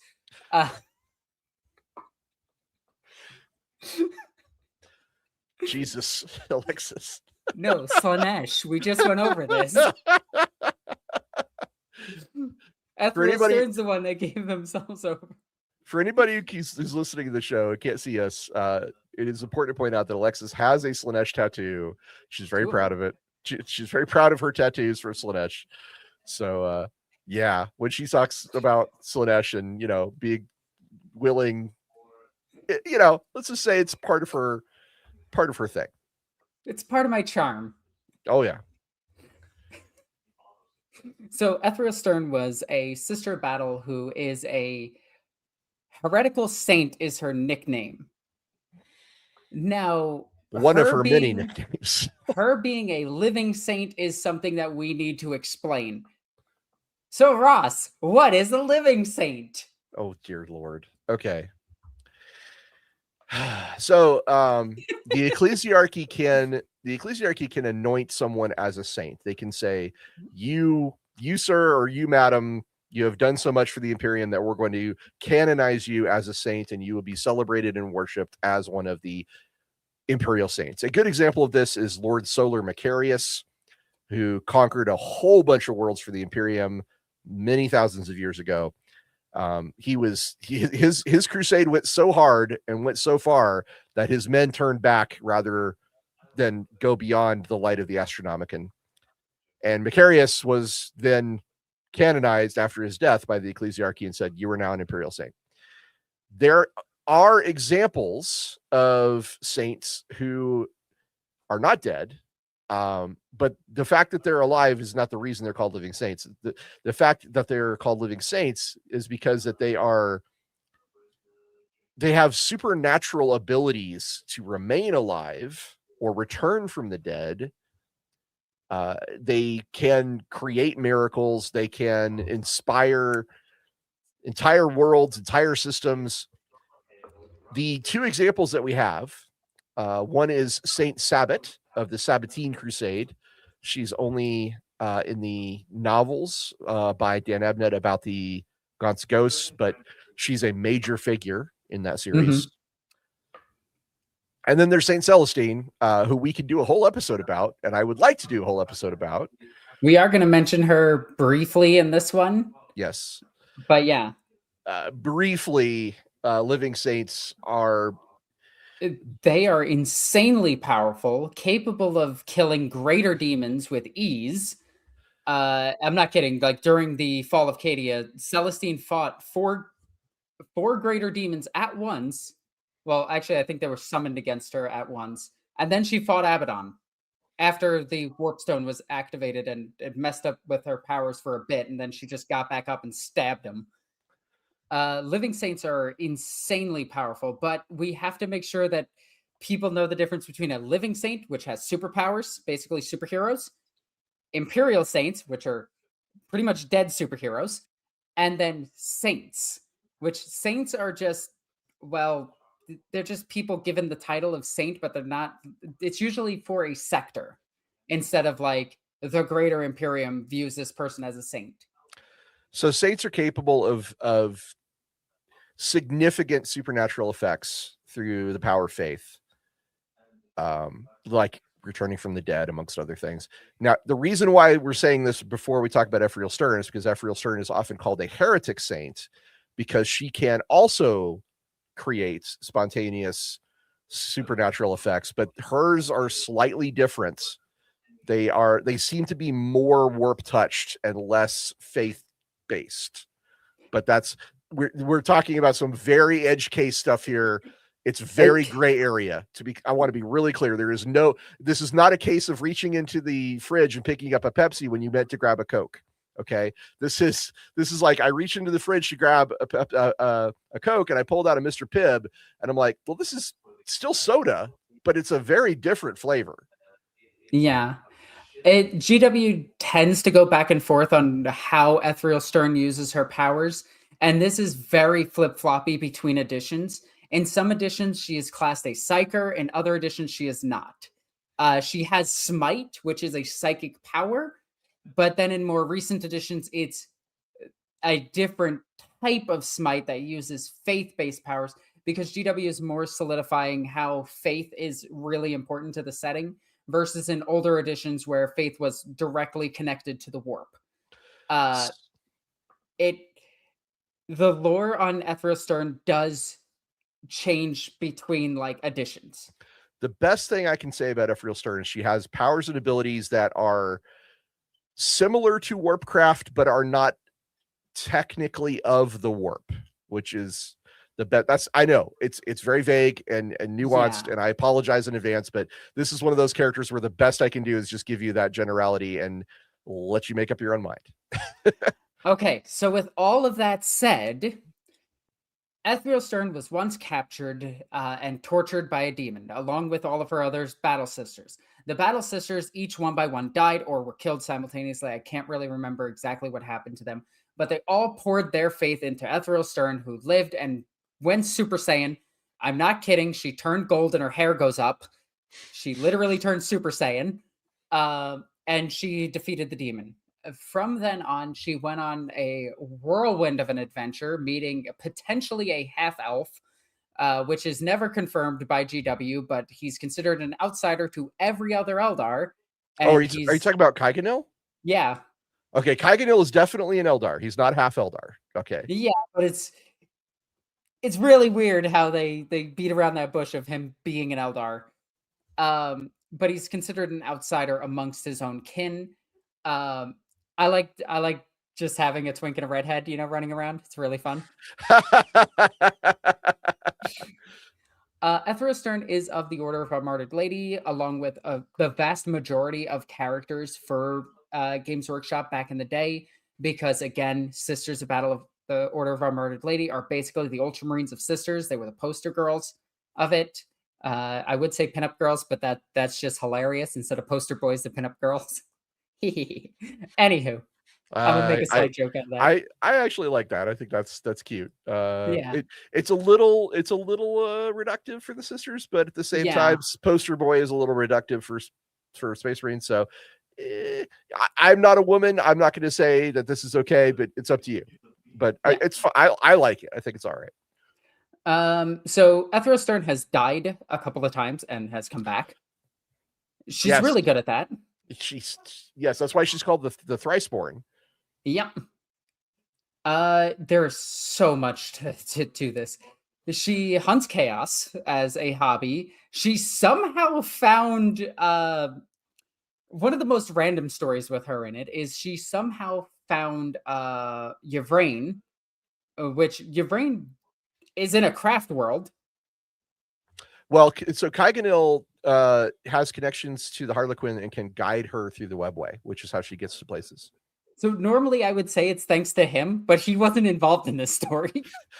But Ephrael Stern is also just weird as hell and sometimes shows up in places she shouldn't. And when she was looked at by oh my god, why did I forget the dang name? Oh my god. Your brain. Thank you, brain. My brain just saw Yvraine and it just vanished like it was banished by Thanos. Yeah, but Yvraine looked at Ephrael Stern and was actually had to take a step back from her because she recognized how powerful Ephrael Stern was as a being. But this was when Yvraine was putting together her X-Men to fight against Shalaxi Hellbane. To me, my Eldar. Where she gathered a team to fight one of the greatest huntress of Slaanesh, which turned out to just be a shadow of it. And yeah, she didn't really do anything in the story. She just fought against it. but she teamed up with a bunch of Eldar and one other human, which is very weird for a Sister of Battle to team up with Eldar. Yeah. She also showed up at the Pariah Nexus. And at the Pariah Nexus is one of the best stories with her. And I absolutely love this. I'm leaving the early stuff for you to explain because you know more about that than I do. I know more of the later lore of her. But at the Pariah Nexus, Belisarius Cawl traded a bit of the Satan to a Necron to betray another Necron because why not? But during this, Luminator Zaris was trying to figure out what faith was and what psychic powers were. Hey, he's just like us. Yes. And this is one of my favorite stories because he's just like, okay, so this magic that you're using is not magic. You're simply taking energy from the warp. We have a way of shutting that down. And Ephrael Stern was like, bet. And so while she was flying through his labyrinth to get to him, while Super Saiyan, he turned on the Blackstones and nullified all psychic powers. Just completely nullified them. No connection to the warp whatsoever. Ephrael Stern stood there and was just like, ha, cool story, bro. Went Super Saiyan and fought him. And he was just like, I'm sorry, what? So from what we understand about faith and how it's done in nowadays, is faith is more soul-based internal power, but still fueled from the warp because it's soul. Maybe. It's weird because it is the power of belief that the orcs used to have. Sort of. It's not nearly as fun, which is a bummer, but yeah. But it's really cool. And Ephrael Stern is such a badass character. She then just disappeared because that's kind of her thing. She shows up to a fight, saves the day, and then leaves, just like most Imperial Saints. But unlike Celestine, where Celestine has to die at the end of her fight to go back to the realm of the Emperor, which is within the Astronomicon, Ephrael Stern just kind of leaves or dies. She doesn't really have a preference. I think her preference is probably staying alive, to be honest. She's surprisingly good at that. And again, she has returned from the dead twice, which is something that typically only living saints do. Which is why one of the reasons why she's called the heretic saint. The Sisters of Battle do not trust her. She is deemed a renegade sister. She's not really deemed like what is it? Diabolus Hereticus. She's deemed just not traitorous. What's the third one where it's like you're not part of us and we need to hunt you down? Well, okay, so you're right that she's not trusted, and she doesn't have a lot of influence within the sisters, but she can be fielded in a sister's army because she has a model. Yep. And she has rules. Yep. So it's not like this is not a case of the Dark Elder and the Dark Angels and the Fallen where they're like actively hunting her, trying to kill her. They're more like, we're not sure what the hell's going on with you, which is most people's reaction to Ephrael Stern. Yeah. I just saw a question that is really interesting. This is actually why she sought out Yvraine. Okay, Goncalo Vicente asks, is she still trying to find a way to the Black Library? I don't know about her newer lore. And Alexis is saying... The reason that she met up with Yvraine was to find a way back into the Black Library. She is one of the few characters in all of Warhammer that has entered the Black Library. So she knows about it. She kind of knows where it is, maybe. Or she was just teleported inside it. She might know about the god that's in there. We don't know. We don't know what happened in there. But she did seek out Yvraine to find another way in, and then Yvraine lied to her because it's Yvraine. Her second death is tied to the Black Library quite a bit. So let's talk about... Micah says we need more. Yeah, agreed. Yes. Do you want me to talk about her early days? Her early days. So Ephrael Stern is fascinating because she's so unique. And one of the ways in which she's so unique, She was promised to the sororitas before she was even born. Her parents pledged their unborn child to the Order of the Martyred Lady, which is peak grimdark. You don't even get a childhood. You just go straight to the nunnery.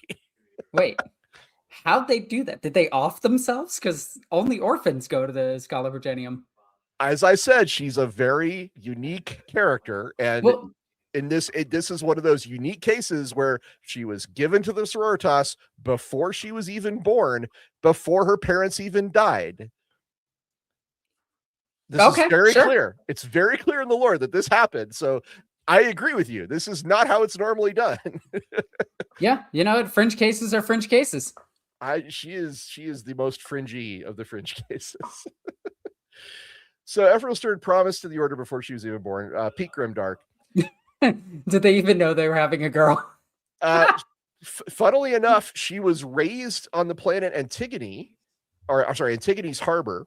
And she was fun fact, her Schola Progenium was the Saint Sabbat Schola Progenium, named after another living saint. So there's that. So she eventually got her training. She was inducted to the order, and she was sent on a mission to investigate a lost convent of sisters on the world of Parnis. And on the world of Parnis, she found some pretty nasty stuff. There was this greater demon of Slaanesh, a keeper of secrets called Astaroth. And Astaroth had destroyed a convent of Sisters of Battle there, and then took the ruined bodies of 700 Adeptus Sororitas and forged them, body and mind, into a terrifying construct of living flesh called the Screaming Cage. And it's just as awful as it sounds. It's so cool. It's so grim dark. It's so badass. Woo! This is from a graphic novel called Daemonifuge. I recommend you check it out because it is peak early 2000s, late 90s comic book stuff. It's just so extreme. That's what makes it good. Yeah. Anyway, so Astaroth had intentionally linked their minds and bodies and souls together, but what he had failed to take into account is this allowed the sisters to share their faith with each other, including Ephrael. So Ephrael ends up being sort of possessed by all 700 of these sisters. As one does. They filled her with the full combined might of their faith in the God Emperor to combat the forces of chaos. Ephrael Stern, she was in danger of being corrupted by Astaroth. So her first death was when she leapt off of a cliff. Yeah, gravity usually kills people. And the power of the sisters, that these 700 sisters, they resurrected her. This is her first resurrection, and turned her into her living vessel. This also kind of wiped her mind, like she kind of lost her memory of this stuff. But anyway, she also went a little insane for a couple of months. You know, no big deal. It was a thing. But once she was returned to life, she managed to return to Ophelia 7, the sole survivor of the expedition to Parnis. Her sanity stretched to the absolute limit. Her unnatural powers made her the object of suspicion, as Alexis has pointed out. That she started flying around and turning gold. It's a little weird. Sisters aren't supposed to shoot lightning. She was put in a holding cell for 4 years until her exact nature could be determined. And at this time, Slaanesh controlled another sister of battle. I know we talked about Muriel as being the first, or Muriel Sabathiel. Sabathiel is the first. So this is another sister corrupted by Slaanesh who tries to kill her. But Ephrael defeats her attacker with her bare hands, and this is when the Inquisitor shows up, a guy called Silas Hand, Inquisitor Hand. And he introduced himself by Do you need a hand? Oh God. Would you But like it just had the Inquisitor symbol on it. would you like a helping hand? So his investigation, he puts Ephrael through all these trials to test her purity and ensure she's free from corruption. And she passed. She passed all of them. She was declared uncorrupted, reinstated to the ranks of her fellow battle sisters, granted her former position of seraphim and the rank of sister superior. But even the Inquisitor, even though this is all done, even though she's passed all of his tests, he's still like, there is something not right here. Why is she flying around? She doesn't even have a jump pack on. So why does she keeps saying Kamehame and shooting lightning at people? So Han takes Ephrael's sword with him and they go back to Parnas. Okay. And they fight Astaroth. Han sacrifices himself to help defeat it. Stern is now the sole survivor of 2 expeditions to Parnas. Doesn't look too good on a record. Yeah, no, like that is just it's not great. So she sacrifices herself to escape Ahriman, who has captured her. That the second death is Ahriman captures her. So she commits. Go ahead. What's really funny is Ahriman can't get to the Black Library, and Ephrael Stern has been in it. Yes, which probably pissed them off. Poor Ahriman gets owned so often in 40K. So yeah, she was caught between Ahriman, the Grey Knights, and the Inquisition. And she's like, okay, well, all of these people either want to kill me, dissect me, or use me. And I don't want to be a part of any of that. So she stabs herself in the heart, killing herself rather than be captured. Her body is recovered and buried by the Imperium. Months later, at a hospital or convent, an Inquisitor returns to exhume the body to examine her. And guess what he finds? Nothing. Oh no, she's in the grave, but she's alive, very confused, and performing miracles. She was revived again by the gift of the 700 sisters, of this gestalt of 700 sisters. It's described as a light of the warp, but not of the warp. I'm not sure how that, it's a very gray area with Ephrael Stern. This is when she was called the Thriceborn, or the Daemonifuge. That's how she earned her moniker of the Thriceborn. Yeah.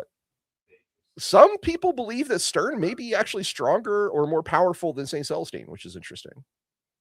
St. Celestine can fly through space. I know, but they point to the fact that on Cadia, the Necron pylons suppressed the phenomena of Celestine's for miracles. A moment. Right, but they didn't do anything to Stern. So they did. I don't know, man. I mean, it's her abilities are just somehow outside normal warp mechanics. They don't obey the rules. It doesn't say, but it implies that Ephrael Stern could keep going where Celestine couldn't. So there's that. I mean, yeah. I mean, having 700 extra lives will do that. And there's a theory that because she was promised before birth, that maybe she was deliberately engineered by the Emperor to try and create some sort of warp infused human. So the Star Child theory emerges again. It's possible. It's possible. This may be some sort of thing that the Emperor foresaw, because when we talk about St. Celestine, there's going to be a lot of things that are weird about Celestine too. She's super weird, just like Stern is super weird. And some of the theories about Celestine is that she's actually a demon of the Emperor. I hate that theory so much. I'm not saying I didn't come up with it. I'm just saying it exists. Is dumb. Also, Celestine is physical. Demons are not. Well, demons can be physical. No. So anyway, there's a theory that while Celestine may be a demon or a warp entity created by the Emperor, Stern is a different effort at a similar approach where you put the warp into a person and make them sort of a hybrid. Who knows? It's just an interesting theory. I wanted to bring that out. Yep. So that is Ephrael Stern's early life. I think I covered it. You talked about her in the era Indomitus, right? Yep. Where currently she's still fighting Necrons. And so she hooked up with this guy called Kaiganil. And we should say who Kaiganil is, because Kaiganil is her platonic life partner. Her Gotrek and Felix. They're kind of like Gotrek and Felix. So he is definitely not half human. His full name is Kaiganil of the Bloody Tears, and he was once a member of a Harlequin troop. He's now an outcast who refers to himself as a pariah amongst his own people. Now, keep in mind, that doesn't mean the same pariah. GW really likes the word pariah and uses it in different contexts at every single moment, and it really confuses and infuriates me, like how they use the war in heaven. Yeah, I don't think Kaiganil is he's not a, what do they call him? He's not a solitaire. Yeah, he's not a solitaire. He's not a blank. He is not a perpetual. He is just an outsider amongst his own people. So maybe you can answer this question, Alexis. Why is Kaiganil accompanying Ephrael everywhere? Okay, look, when you see a badass goth girl walking around, you kind of want to hook up with them. Okay, it's not romantic. It doesn't seem to be anyway. He was actually sent by a Harlequin Shadowseer to find Stern and lead her to the Black Library. Why? Because the servants of the Laughing God see Ephrael Stern as somehow cosmically important. Yep. So one of the cool things about this is it's mentioned by the Necrons that there are certain moments in history that they can't mess with because it would radically change the future. So their chronomancers can't go back to certain events. One of them is, the thing that turned the Necrons into the Necrons. But several are recent, and one of them lands on the same date as Ephrael Stern. So it's kind of neat. Kaiganil is the one that takes Stern into the webway in Daemonifuge, the comic. This is where she gets captured by Ahriman. Dang it. Good job. He's a pretty badass in close combat. He's got like a pair of power swords, a las pistol of some kind. I'm gonna check his model really quickly. He and Stern for over a century have jumped from world to world using the webway. They've been slaughtering demons, recovering holy relics, avoiding being hunted down by chaos and the Inquisition. Mm-hmm. And we believe that they're going to the Black Library. We believe that she's actually been to the Black Library. Go ahead. So looking at their rules for 10th edition, he doesn't have a ranged weapon, unfortunately, but that's probably just a limitation of 10th edition. Because I do think he actually uses a pistol in the comic. But he does have the outcast weapons, which are his 2 swords. He has 6 attacks, hitting on 2s, strength 4, but it is just a power sword, so it's only damage 1. And her weapon is Sanctity, and it is anti-chaos 2+ with precision. So she really hates chaos characters. And then she has a gold pistol. Kaiganil is cynical and weary for an Eldari. He's broken with everything in his life. He has no mask. The masks are the clans, basically, the Harlequins. He has no craft world. He has no home. He is outcast. He is in exile. And so he and Stern are bound together because they're both essentially exiles. Although, again, the sisters are not just hunting her down, and she can appear and help sisters from time to time, usually through the webway. But Kaiganil is the constant companion. He's a demon slayer, the one being in the galaxy who understands and accepts what Stern has become, whatever that may be. Yeah. It's a very rare long-term alliance between an Imperial zealot, an Imperium zealot, and an Eldar, and a Xenos. It's extreme. This is Han Solo and Chewbacca for 40K. It is one of the other things is that's weird about Stern is how calm she is around Xenos. Like she actively talks to Eldar a lot. Not only did she team up with the super friends of Eldar to fight against Salaxi Hellbane, she also keeps one with her at all times. It's really cool. They're just best friends. Like they're just each other's besties. Oh, she defeated a Calexis assassin sent to kill her. Yep. Which That's a really cool fight too. Yeah, I imagine it was because Calexis are there. Isn't that the anti-psyker one? Yeah. I want to know how that went down. Like, I really want to know how that went down. Here's something crazy for you. Ephrael Stern has been side by side with a solitaire and felt nothing. So is she a psyker? Is she a psyker? Is she a warp craft? It's very unclear. Extremely unclear. But we know that once you get to a certain level of psychic power, you can stand next to blanks. I mean, but that's like the Emperor level of power. I would assume, and she doesn't wield that strong. Not yet. No, not yet. Because we know that even Magnus can't stand next to blanks. She is essentially a fugitive from everyone. That she still can, though, show. Again, the sisters do not kill. There's no kill on sight order in the sisters, but they don't they're not really trusting of her. Inquisitor Draxus knows of her and did not pursue her. Right.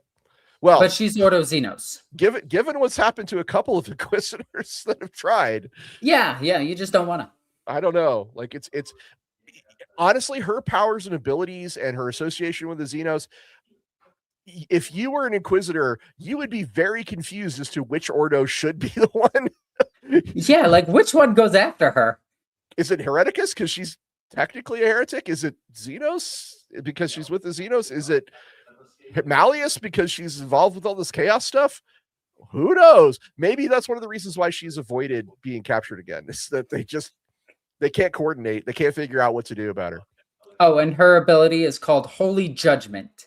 And what this does is it forces somebody to take a battle shock test. If they're chaos, they get -2 from it. And if the test is failed, they just suffer 3 mortal wounds. So it's a roundabout way of saying take a battle shock test or get smited. So there I do want to. Oh, sorry. Go ahead. No. I do want to emphasize that she actually does use smite the way smite has always been shown to be used. She holds out her hand and lightning comes out. And that is normally how smite is depicted. So some fun theories about Ephrael Stern. She's often compared to Celestine, where Celestine is sort of the approved miracle and Stern is the unapproved miracle. All the things that Stern has done are things that Celestine can do or has done herself. But Celestine is fully trusted by the Ecclesiarchy, fully trusted by the Imperium. Stern is trusted by almost no one. And this contrast can show how arbitrary the Imperium's categorization of holy versus not so holy actually are. That's a theory, which I kind of like. I do want to just add one thing. There is a higher likelihood that Guilliman will talk to Ephrael Stern than Celestine. Well, yes, because Stern seems slightly more human. Yeah, and which is weird. All the living saints and heretic saints are weird, just to be really clear. And Stern is very weird. So is Celestine. So is Sabat. Kovu, we had a brief appearance by Kovu. I just love pointing out that there was so much artwork of Celestine and Guilliman together, and they've never talked. Huh. Well, like she's holding the iron halo above him, and he's just like, nope, nope, girls are icky. Cooties. So one of the fan theories is that Stern may be a form of like a saint prototype. Not formally a living saint, but functionally on the same power level. And her miracles come from the same mechanism that a living saints do, but they're expressed differently. Possibly this has to do with her own faith or the way that her faith is manifested from 700 Sisters of Battle that are all living in her soul. It's not. It's unclear. It might just be faith that those other women had in her. Quite possibly. There's a darker theory that Stern is actually a demon or some sort of avatar of the warp, just pointed in the Imperium's direction for now. And I would be on board with that one if it wasn't for the Yvraine story, because there is no way Shalaxi Halbane wouldn't kill it because it's trying to take her kill. Well, the theory goes on. It's not quite finished. The theory is that she may be a demon or avatar of the warp, just pointed in the Imperium's direction for now. And in this case, it means that the Inquisition's actually right, that all of Ephrael Stern's victories are just the warp, the Chaos Gods playing a long game. Stern is like some sort of tragic, unwitting weapon in this theory. It's just, maybe. I don't know. I think that takes away from what she actually is, where I like the fact that she doesn't understand what she is, and she's an outsider that's trying to do the right thing. She's actually like almost a hero in the setting, like an actual good guy. I think the tropes are leading her. The tropes she seems to embody are the ones you just mentioned. She is kind of the lone wanderer, the Ronin samurai, the masterless. Yeah, the ghoul from Fallout. Yeah. And we have Fallout on the brain, by the way. We do. But I think that's that theory about her being a demon is. I just don't like it. I don't like it either. Like I said, I think your tropes, the tropes are pointing her direction. You also, the Blackstone thing would just banish her. Again, Ephrael Stern does not follow the fucking rules. No. She is outside the normal structure of how warp and psychic and faith interact. So, maybe. She is the exception. She's absolutely the exception to everything. Yeah. Ephrael Stern. But I love her. She's a really cool character. So who do we have next? Yeah, well, so we have next, we are looking at, lost my notes. I hate when that happens. Okay, here we go. The next is going to be Canoness Vidian. Do we have any super chats before that? I don't think so. I think, did we read this one? Oh, no, we did not. Benjamin Fraser, 6654. Thank you for your support, sir. Really appreciate it.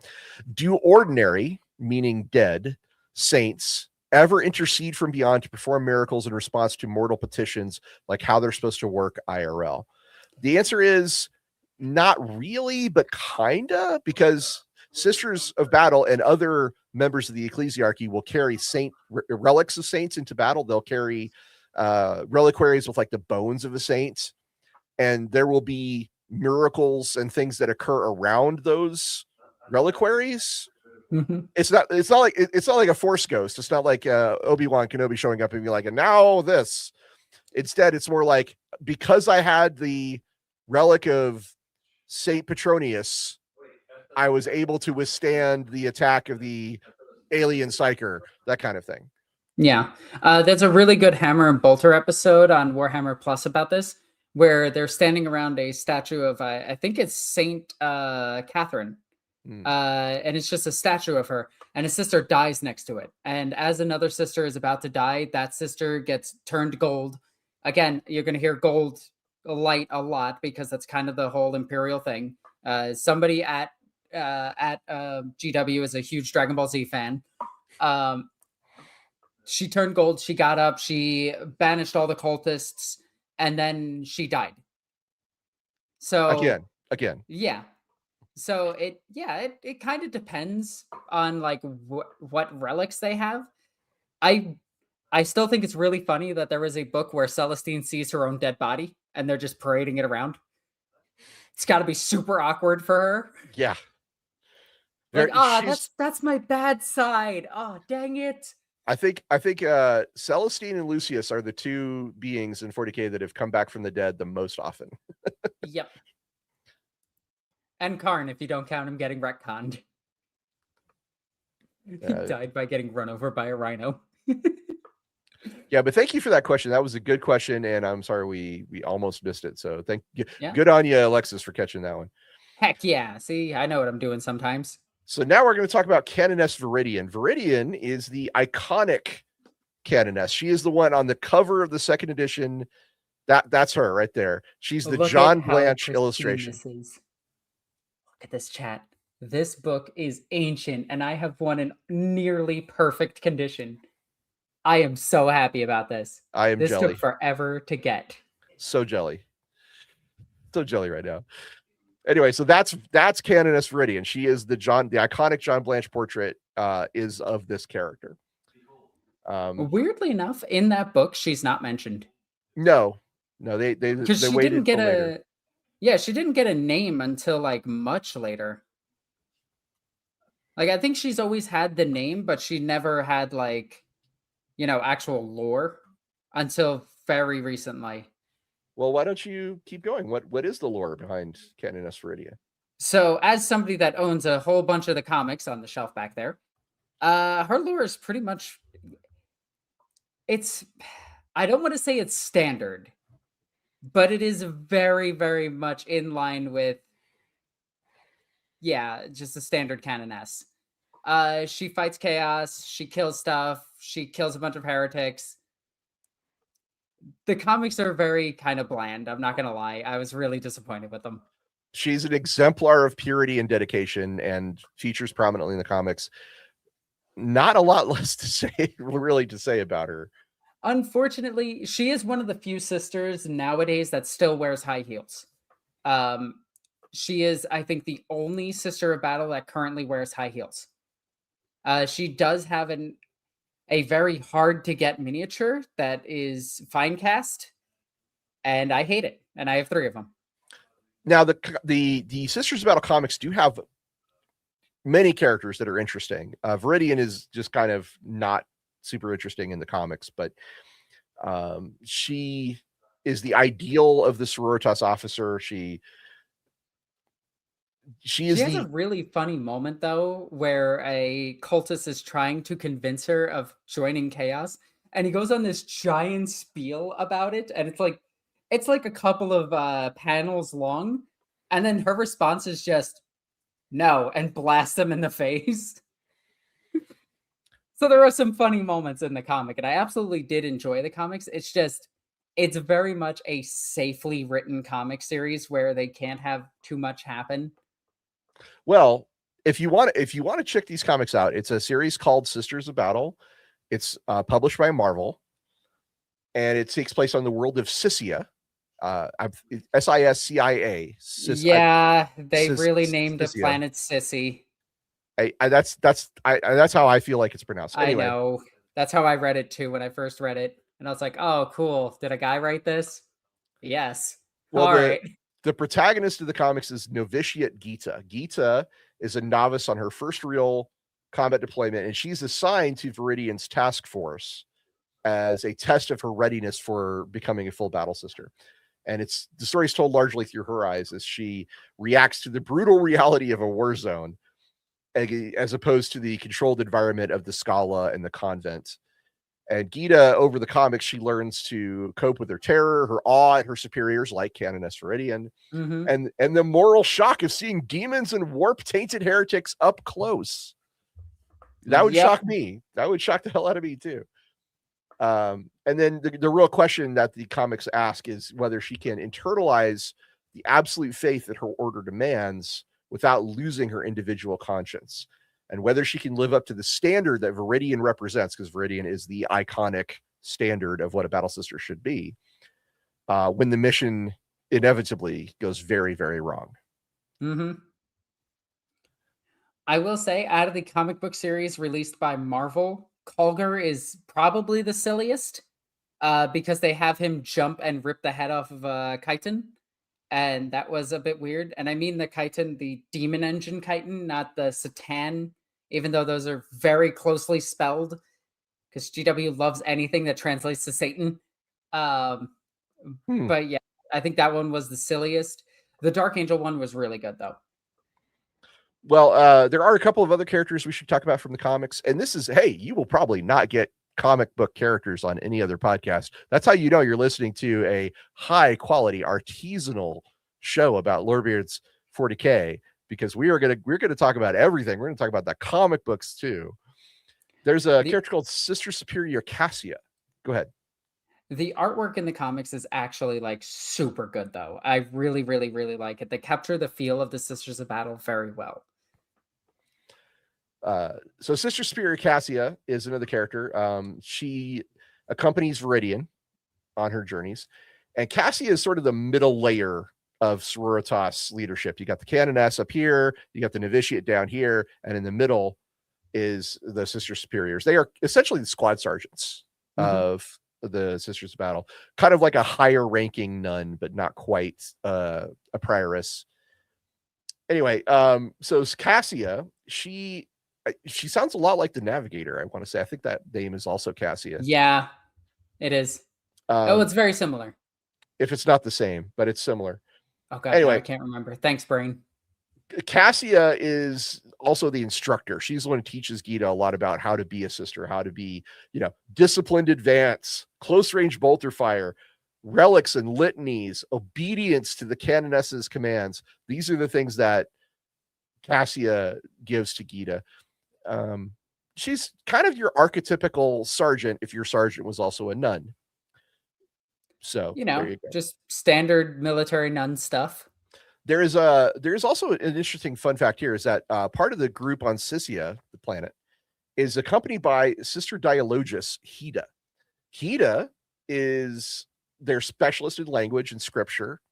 She her role reflects the fact that the Sororitas are not just warriors. They have other aspects to their culture as a Sororitas, as a sisterhood, that don't necessarily involve shooting things with bolters. And this is what's interesting here is that this is a pretty small mission. To see a Dialogus accompany a squad like this is really cool because it does show that these kind of things can happen more often than we expect. Her presence is especially valuable because the uprising on Sisia involves a rogue psyker cult with its own liturgies, its own slogans, and decoding these helps the sisters understand just what kind of force they're facing, how they could counter it. So yeah, Dialogus are they're fun to have around and useful even in a small unit context. It's really funny that every other character around the Canoness was more interesting than the Canoness. Yeah, that's the one thing that sucked about this book is like the character that's on the front of most of the books is just boring. Micah says, with all this sister talking, we got to have the next homebrew stream, make your own order militant, or make your own convents. I think might be the way to go. Like that's the equivalent of a Space Marine chapter. What do you think? Or make your own, okay, let's try that again. English is my first language after all. Make your own ordo. Might make your order. I'm trying. I can't talk right now, apparently. I just can't do this. Well, so an order Make your militant. own order. Yeah, there we go. An order militant is the equivalent of a Space Marine chapter. A convent is like a equivalent of like a company in Space Marines. So we could do a build your own order militant for the Sisters of Battle, and that would be super fun. Alexis, do you agree? Shall I add that to the list? Yes, add that to the list. All right, officially, let's build. We have an Imperial Saint on the list, and we have. We have not added a one about the sisters yet, so this will be the first one of that. Let's build an order militant of the Sororitas. You guys speak other languages? Well, yeah, I'm trying to learn Icelandic. I speak a little bit of Korean, German, and Japanese. So I have a tiny bit of ASL and Spanish. American Spanish. Yeah, Spanish as I well. have to specify American Spanish because now that I'm hearing like European Spanish, it's almost it is almost a completely different language. It's a different dialect of a language. Well, it's like the difference between American and British English. It would be more like the difference between Cajun English and British English. Ooh, okay. That's probably a better way to think of it. Yeah, for sure. Okay. Although Cajun English should be its own language because it has its own like spellings and everything. But that's not here or there. But the Dialogist would have a huge counterpoint to that. I guarantee it. Or she would agree with me. Well, Gambit likes to say that he should remember his name. So there's that. Mm-hmm. Woo, about to make a name for myself. Oh, I really want to see that live action version with Tatum Channing Tatum. It's really good. Oh, I'm so excited. It would be super cool. Anyway, so that is we're into our last hour. I don't think we're going to get to Celestine today for sure. We're going to try, damn it. I'll speed run Celestine. I will do a lot to Celestine. Let's take our time. Let's give her own episode. I think that's the way to go. She is such an important character to the lore that I feel like she deserves her own stuff. But there's two characters we should talk about next, which are Sister Muriel and Sister Verity. Are you familiar with these? Hang on a second. Okay. Muriel and Verity. Where are these ones from? They're the Hammer and Bolter girls, right? Faith and Fire and Hammer and Anvil. The two. Oh my god! I screwed that up. But yes. So James Swallow, very good Black Library author, one of my favorite guys, wrote a couple of books that are sisters focused, and these are the main characters from it.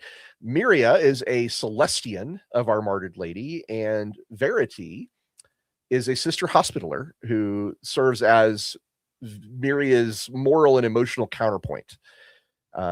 Verity is the compassionate one. She's the medic. She likes to, see the good in people. Muriel is far more about cynicism because Muriel kind of learns through these novels that blind obedience can be exploited.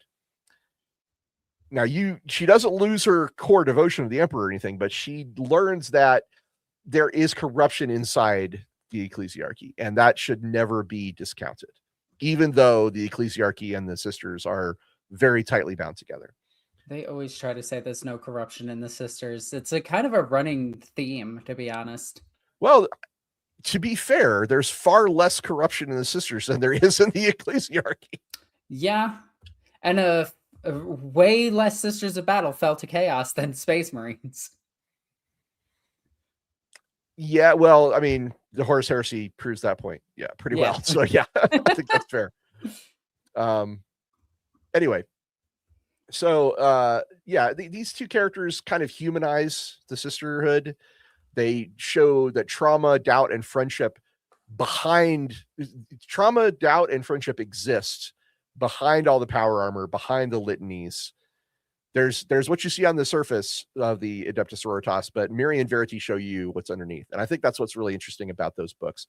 If you're a fan of the Adeptus Sororitas, you want to learn more about Muriel and Verity, check out Faith and Fire and Hammer and Anvil by James Swallow. They're really good books. They are insanely book.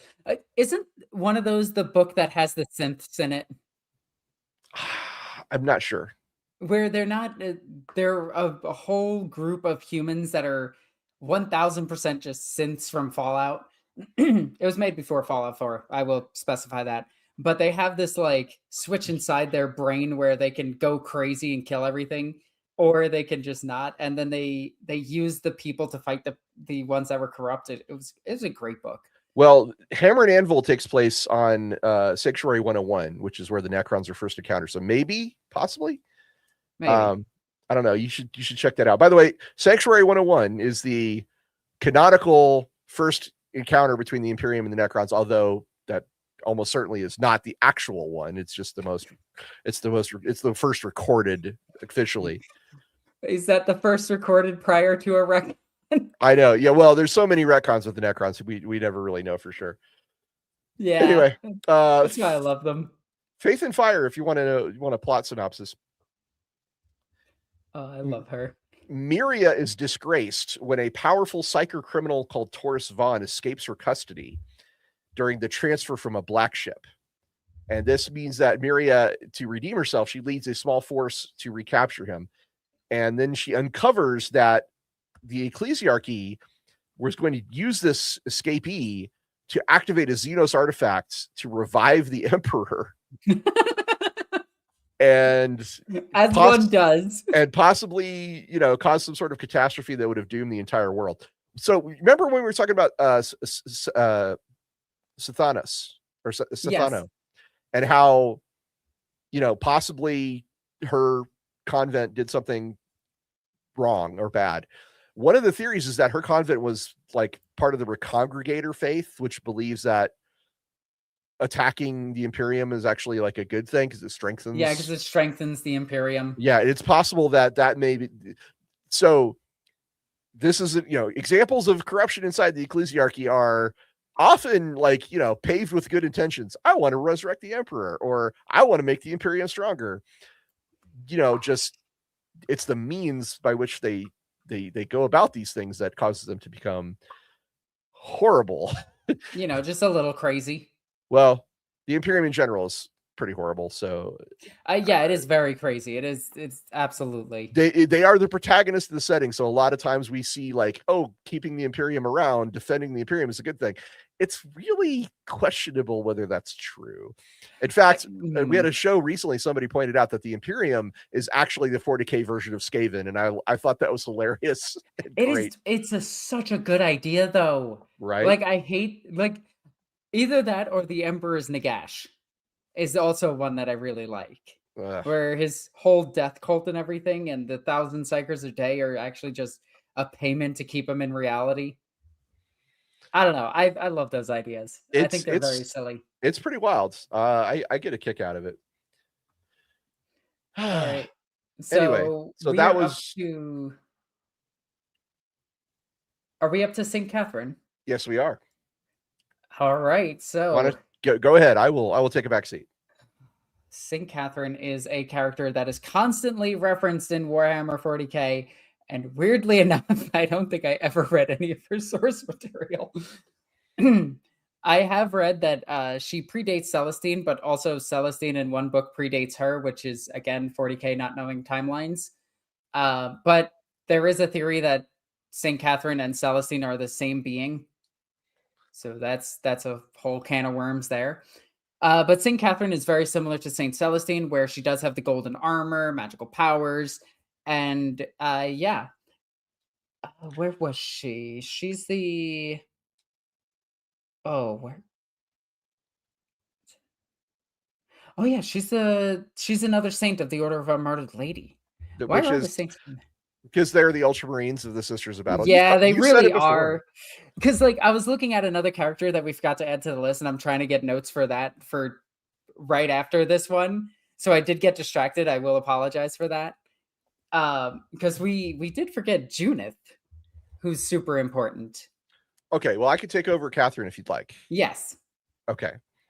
So St. Katherine is one of the original companions of Alicia Dominica. And if you remember our first episode on the Sisters of Battle, we talked about the founding of the sororitas, which was this group of women warriors who served Goj Van Dyer, the High Lord he was the High Lord of the Administratum and the High Lord of the Ecclesiarchy at the same time, which was really bad. That's an oopsie daisy. Caused a major event called the Reign of Blood, and it's just as bad as it sounds. And they were the bodyguards for Van Dyer, but at a certain point, when his part of a group of 6, when his palace was being attacked, these 6 women were escorted to the emperor's presence by the custodes. So Katherine is one of those 6. She founded the Order of the Fiery Heart, which became the Order of our Martyred Lady after her death. And she was martyred, which is why it's called the Order of our Martyred Lady, is because St. Katherine martyred herself. She is the spiritual mother of the entire sisterhood, basically. She's kind of the prime saint, if you will, outside of Celestine. Yep. And her relics are carried to war in a special model called the Triumph of St. Katherine. St. Katherine. One of the biggest infantry models that exists. It is a moving shrine guarded by 6 chosen sisters, each one holding a relic. Now, the relics are of all 6 of the Orders. founding saints, but it's still found. It's called the Triumph of St. Katherine because she is the most prominent saint of the group. Her relics were her golden armor and her sword were hidden in a crypt called Sanctus Lys, which is where Celestine went and returned as the living saint. Yep. That's definitely didn't just walk in there, put on her armor, and come out. Right. Totally did not. Something really important happened here. So this shrine, this parade of her relics is actually quite important for the sisters. The can you describe the model? Because it's or do you have a picture of it? Of Saint Katherine? Okay, the Triumph of St. Katherine. Yeah, well, she'll find that in a second. The main things about her is that she's got the golden armor and her sword is called the Ardent Blade. These are now carried by Celestine. Katherine was Dominica's second in command during the Reign of Blood. She wore a distinctive suit of golden power armor with iconography tied to martyrdom and had a shield called the Presidium Protectiva, which a relic reputedly incorporating fragments of the Emperor's own armor. Where have we heard this before? Yeah, we've never heard that before in the history of forever. Oh, there's the picture. Look at that. Isn't that a thing? Holy moly. That model, for anybody who's listening, you need to look at this model. It is insane. Yeah, you got some crazy artifacts on there. You got the pizza, the chalice, a shield. I don't know how to describe the heart on a stick. Well, it's a standard, and then there's the offering of rose petals as well. Yeah, the pizza. Katherine was killed by, and I love this name, she was killed by the witch cult of Menesthus. Damn. Right? That's a cool ass name. If you're going to get killed by somebody, they should have a name that cool. So her reliquary is this open coffin bearing her bones and armor. Oh, let's just show that again. You can see it right here. Yeah, it's in the middle there. I don't think is her armor in there or is Celestine? I know Celestine has the sword. Celestine has the sword, right? And they have a lot of golden suits of armor now. So maybe it's one of if it's not the armor, it's one of her suits of armor. Yeah. So let's see here. The Ardent Blade. So the lore of the blade, although we should really talk about this during Celestine. Okay, I mean, we could talk about the Ardent Blade right now and then mention it again when we talk about Celestine. That's fine. Okay, well, it's described as the Emperor's Wrath made manifest. It is a blade so bright, ordinary mortals are said to say they cannot look at it directly without being overwhelmed. Yep. And Celestine uses it as a flamer. It releases blasts of holy flame with just a thought, which makes it both a short-range weapon and a melee weapon. One of the things that demons refer to that blade as the anathema blade. So it is a weapon that permanently kills demons also. Maybe, possibly. Yeah. Oh, we have a super chat from Hieronymus. You talk a lot about a can of worms today. Yes, we have. Would the sisters still love the Emperor if he was a worm? Yes, they absolutely would. They would.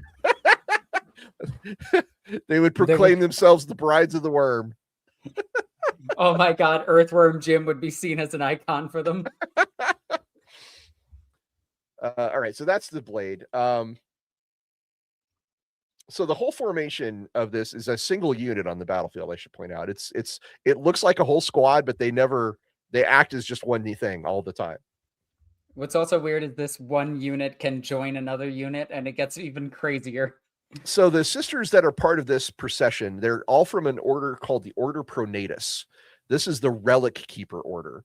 And they are sort of portraying the saints, the 6 original founders. So the sisters that are taking part in the procession give up their identity to sort of assume the identity of the saint, of which the items that they're carrying. The Presidium Protectiva, the famous shield, is right at the very front. She's and it's the thing that gives this whole thing a 4-up invo. She's essentially the voice of the Triumph on the battlefield. Saint Mina is the Order of the Bloody Rose, and they there's one in there that's carrying a sword, the Martyr sword, which is representing Mina's ferocity. There's one that represents Saint Lucia, and that's the fiery heart. That's the standard that's there on the right-hand side of the model, symbolizing endurance and unbreakable will. The Vessel of Crimson Tears, which I believe is the Flaming Chalice. No. That's the plate, I think. Anyway, the Vessel of Crimson Tears it's the Order of the Argent Shroud, so it's the thing that pushes them to crusade.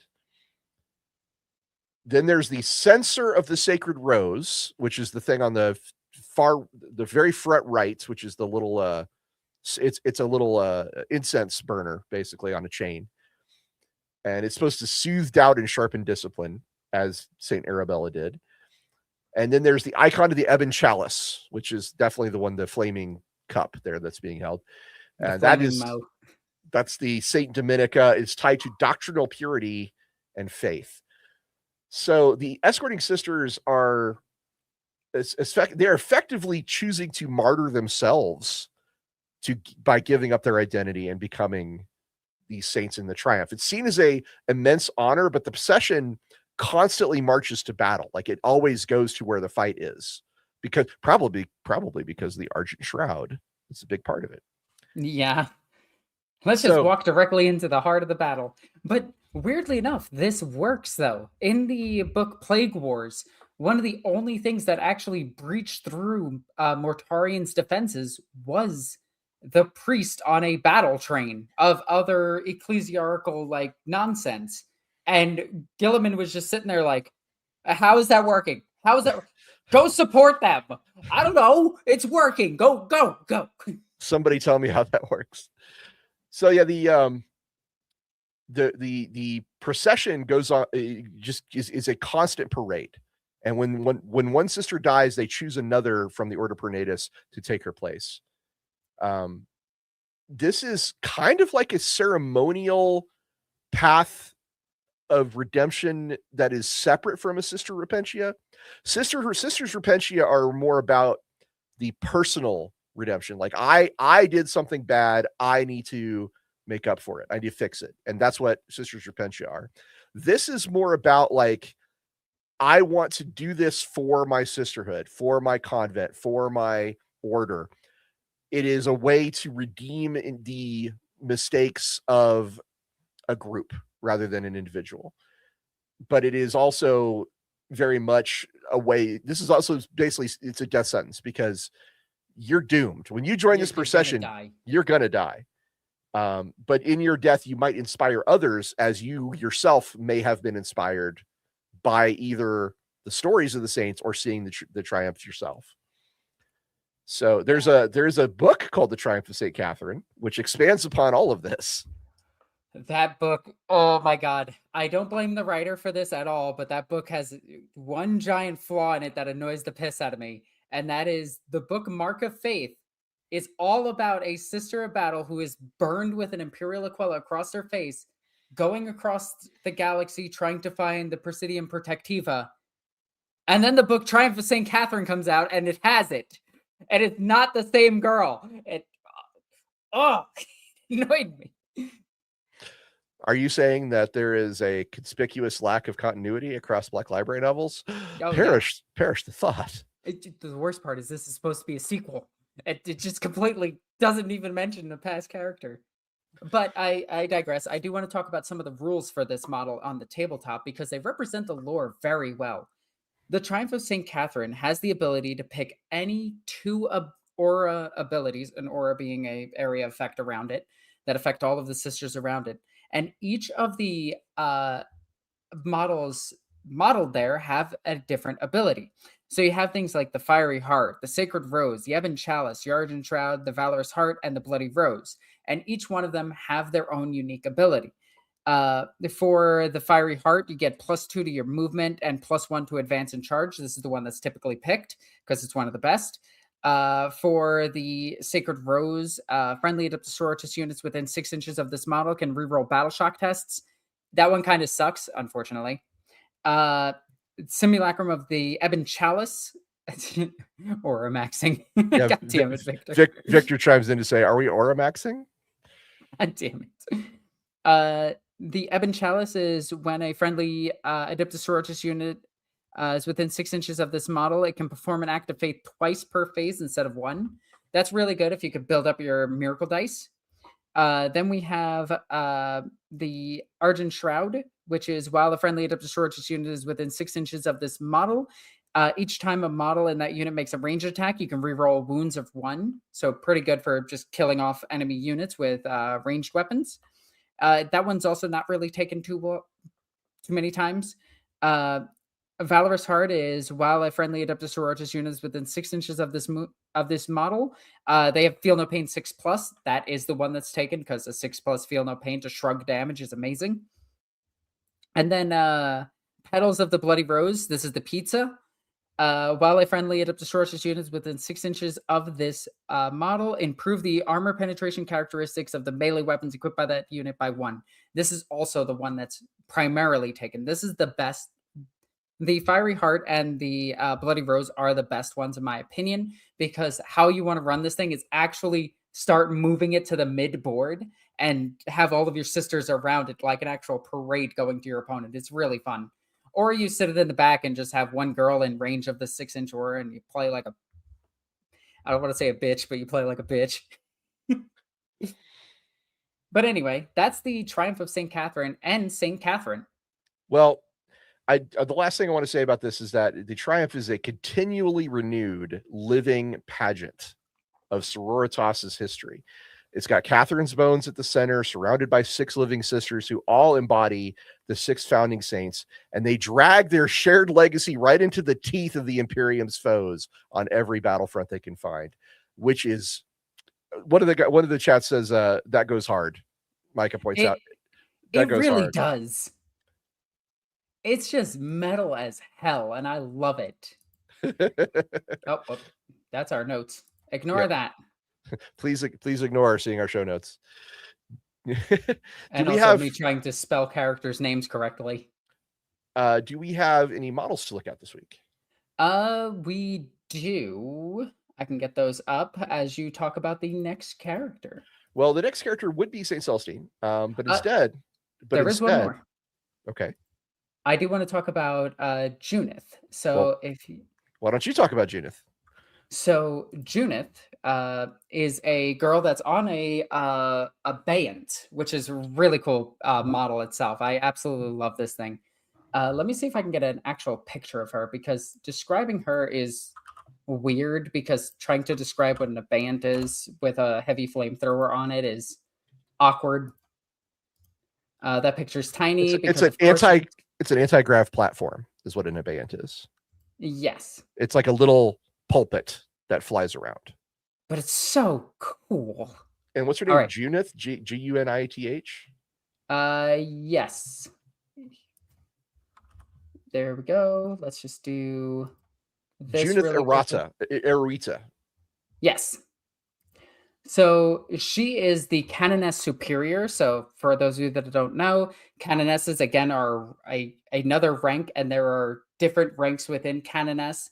And we talked about the Lord of Terra, which is the highest rank of Canoness. This one is right under her, and each different order has their own Canoness Superior. This is the one for our Martyred Lady. The Ultramarines of the Sisters of Battle. Yeah, and of course they got their own Kulgar.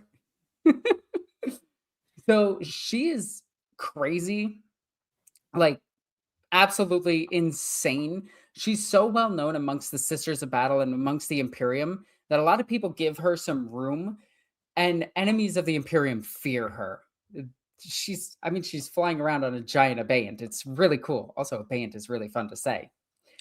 Her abeyance is called the Flying Pulpit of Saint Helene's Basilica. The more words is how powerful it is. Well, it's got a mastercrafted heavy flamer. It's got a combi bolter or heavy bolter, depending on which way you build it. It is just a heavy flamethrower. Oh, okay. Yeah. Can you take over this while I get the models ready to show people? Okay, sure enough. Yes, please and thank you. There's not a lot of lore on Junith. To be very clear.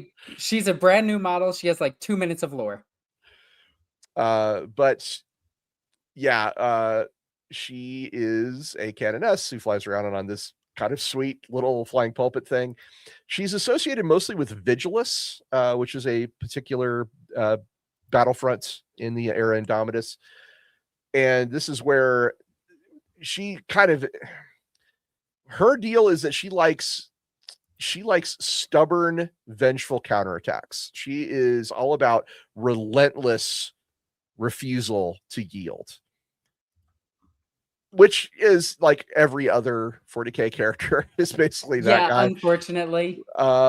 So I would love to find something about her to say that makes her sound super cool, but they're just, aside from her pulpit, there really isn't much to say about her about that. That's also my problem with her. Like, I was trying to read through it and find something to talk about that made her stand out, but she's literally just a bland canoness on an abeyance, and the abeyance is the only thing that's cool. Well, the pulpit is actually super cool, because if she dies on the tabletop, it explodes, and it can potentially inflict mortal wounds on nearby enemies when she dies, because the whole thing blows up. So do you want to know the strat for that? Go ahead. The strategy for her is usually you leave her in the back so she could just gain you extra command points every turn. But if she does explode, you pay a CP and you have her explode automatically to wound your own battle sisters, so that your battle sisters get a +1 to hit because they're wounded. She literally kills herself to make everyone else better. Well, I could, if you wanted to. We've been talking about the Order of the Martyred Lady quite a bit. I could actually jump into that a bit, because we could, just like a Space Marine chapter, you can do probably a whole show on any one of these. I think, unfortunately, with Sisters of Battle, we only have real lore on the Order of our Martyred Lady, and then the other ones. There's the big one, and then there's the other ones. That's pretty much how it goes. So our Martyred Lady, they exalt sacrifice and last stands. They turn even disastrous defeats into central devotional narratives. They're basically the orcs in terms of, we never lose, we just all die. even when we lose, we still win. Their legends include battles where they were driven back to their own sanctorum's doors and slain almost to a woman by orcs. And this is a humiliation they deliberately commemorate as proof that martyrdom matters more than material victory. I question this. I question this very much, whether that's a good idea. It's a good idea to them. I mean, it's not really a good idea at all, though. Is it? They have a very imperial fist outlook on life. Some sources hint that the Order of our Martyred Lady deliberately underfunds or undermans certain garrisons, believing that a small group of sisters dying gloriously can inspire more faith than a practical, clean victory. And now we understand more about why Guilliman is so happy about the new Abbess Sectorum, because this shit is just insane. This is literally crazy. Could you imagine being like Guilliman trying to organize the Sisters of Battle, finding out that they've been underfunded by their own people on purpose? Yeah. So that they kill themselves. It's a calculated courting of tragedy as propaganda, which is just... But then imagine finding out that miracles exist and them doing this is actually making more miracles happen. Do you fix the problem? Does it? Like, I question that too. Like, most of the miracles happen around living sisters. Let's be really clear. That is true. But it's usually around a lot of death. So Order of our Martyred Lady is the one that the first encounter with Necron, Sanctuary 101, was the Order of our Martyred Lady. They were obliterated by the Necrons, and this is the first official modern encounter on record. The Mechanicus of the Inquisition initially refused to let the sisters retake or even properly recover the dead, turning the battle into a long smoldering grievance and touchstone martyr legend for the Order. Oh God, this God damn it. Order of the Martyred Lady. What are you doing? They were also involved in the Third War for Armageddon. They fought alongside the Order of the Argent Shroud. That must have been interesting. To defend, we're going to martyr ourselves first. To defend key shrines and other positions. So fighting defensively, again, is a very long-standing tradition of the sisters, which is what Morvenn Vahl is hoping to change. Mm-hmm. This is where they lost against the orcs, by the way. In all fairness, a lot of people lose against the orcs. Let's be clear. The Emperor almost died to an orc. No, I'm sorry. It was a huge orc. I'm sorry. The Tempestora was... So Hive Tempestora is one of the highs on Armageddon. That's where they were driven back to the doors and died to the last woman. But in the war overall for Armageddon, they fought a lot of orc submersible assaults. The orcs built submarines to come out of the boiling sea. Submersible. And then the last most interesting thing about the Order of the Martyred Lady is the desecration of the Red Corsairs on San Lior. Remember the Red Corsairs? We talked about them recently. They keep popping up everywhere. San Lior, of course, is the birthplace of the Daughters of the Emperor. This is the world where Goj Van Dyer found the women who would become the Sisters of Battle. And the 9 Orders Militant defended the planet against the Red Corsairs and wiped out the attackers to the last man.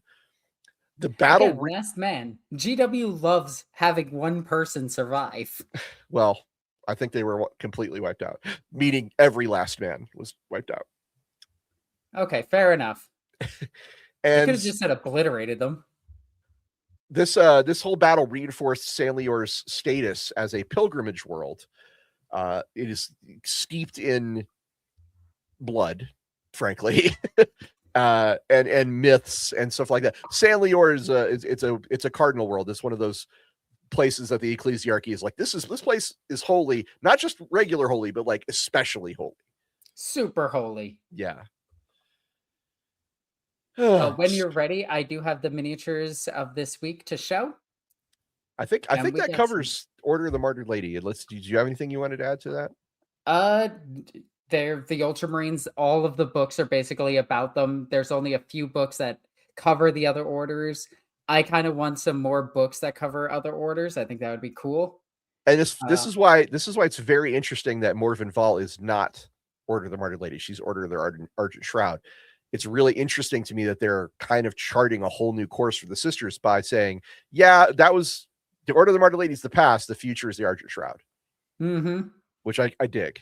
I think that's pretty great. Alrighty, so let's take a look at some miniatures. First up, we got a Harlequin. Whoa! This is an Eldar mercenary / bounty hunter. This is done by Nestor in the Discord, and it looks incredible. Nestor, that is a damn good paint job. That looks excellent. Unless I'm pronouncing this name wrong. Look at that base work. Look at that weathering. Look at that tiny skull on the kneecap.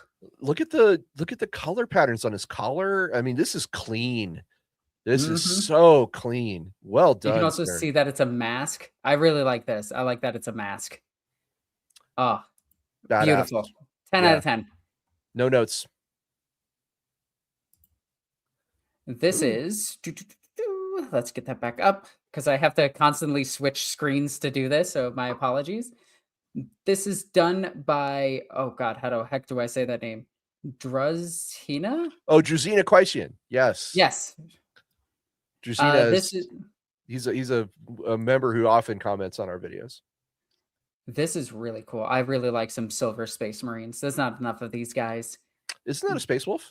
This is a Space Wolf. This is either a Wolf Guard battle leader or a head taker. It could be either because the Wolfguard Battle Leader and the Head Takers look identical. And I really like this model. Well, I like this shield. Here's the thing. Space Wolves look good in gray. And this metallic color he's painted the armor is close enough to gray for me that I really like it. Now check out how he's got on that arm where you can see the on the joint on the elbow right there. Mm-hmm. You can see that he's carefully dry brushed it or just applied enough to highlight the individual lines without. I mean, it's really well done. This is an extremely good version of either dry brushing or washing or something to leave the black parts black, but do the surface the right color. Very well done. Painting the base to match his hand so we can't see it and judge it. Nice. You avoid me complaining about your base if you just don't show a base at all. So that, And then next we got something really funny. Space Wolf heads. I love these. I absolutely love these. They are 100% silly. They are so silly, and I absolutely love them. I have gotten so many of these heads to put on my veteran Space Wolves, and yeah, just look at them. They're great. Well, you got a little bit of bleed on the orange that's fallen onto the black on several of those. You may want to look at that. And the teeth, I feel like this isn't done. I feel like this looks like work in progress. Yeah, I feel like this is a work in progress. So Puppets War, good company. Clearly, I really like Puppets War. This is very clearly a third-party publisher or a printer of these model heads. Mm-hmm. Just to be clear, this is not Games Workshop model. Yep. There's no notes on this one, so I'm going to move on. Next up, we have a big mech with custom force field. Looking good. I have always loved this model because it's so orky. There's so much stuff happening on this miniature, and I love it. I love the weathering on the feet and everything. You can see the dirt coming up to like almost his knees. It's nice. Let's see who did this one. This is done by Ruffy. Just reading the note real quick. This is his first experience with metal material, and he says he's very satisfied with it. I agree. He should be. This is incredible. That is a very fine tabletop quality mini. That's very nice. I like the paint. He put the reticle on the little targeting eye on that's on the top of the head there. Yep. That's really good. Well done. One of my favorite things is when people purposely like do cracks in these because it's not supposed to be like too perfect because again it works, but I love it. And then we get to see his back, which has all of the bombs and everything, the stick bombs. So this is an interesting approach here because he's painted the same color across all the metal bits. And we've seen people do this before, but he's got the wash or the dark bits perfect to where everything still stands out, even though it's all the same color. Like look at the switch in the middle of his backpack, right? It's the same color. It's just, it stands out because the black areas are still black. Mm-hmm. I know that's probably sounds really stupid to someone listening to this instead of watching it. But trust me, it makes a difference. Next up, we have the bread. So this is done by Roth, and Roth is currently working on a Lorebeards adjacent thing where he has a Warhammer Fantasy / Warhammer 40K house sigil. And this I wanted to show off because it is a gift to both me and Victor, because Victor's nickname is Bread. Don't ask why. It's one of his nicknames. And yeah, so it's House Bread, and it has the Icelandic flag, and it has Icelandic for bread on it. It has dual baguette axes. It's amazing. I love this. I think this is terrific. Well, may House Bread rise like yeast. I love this because this is a meme. This is a meme. And this is from Nestor. And this is, again, it's the old meme of looking at the girl's booty as they pass and the wife getting mad. Oh, okay. I get it now. Yeah. I love it. It's great. Also, all the models are painted extremely well. Yeah, bro, you can paint my models anytime. That is some Yeah. really good work.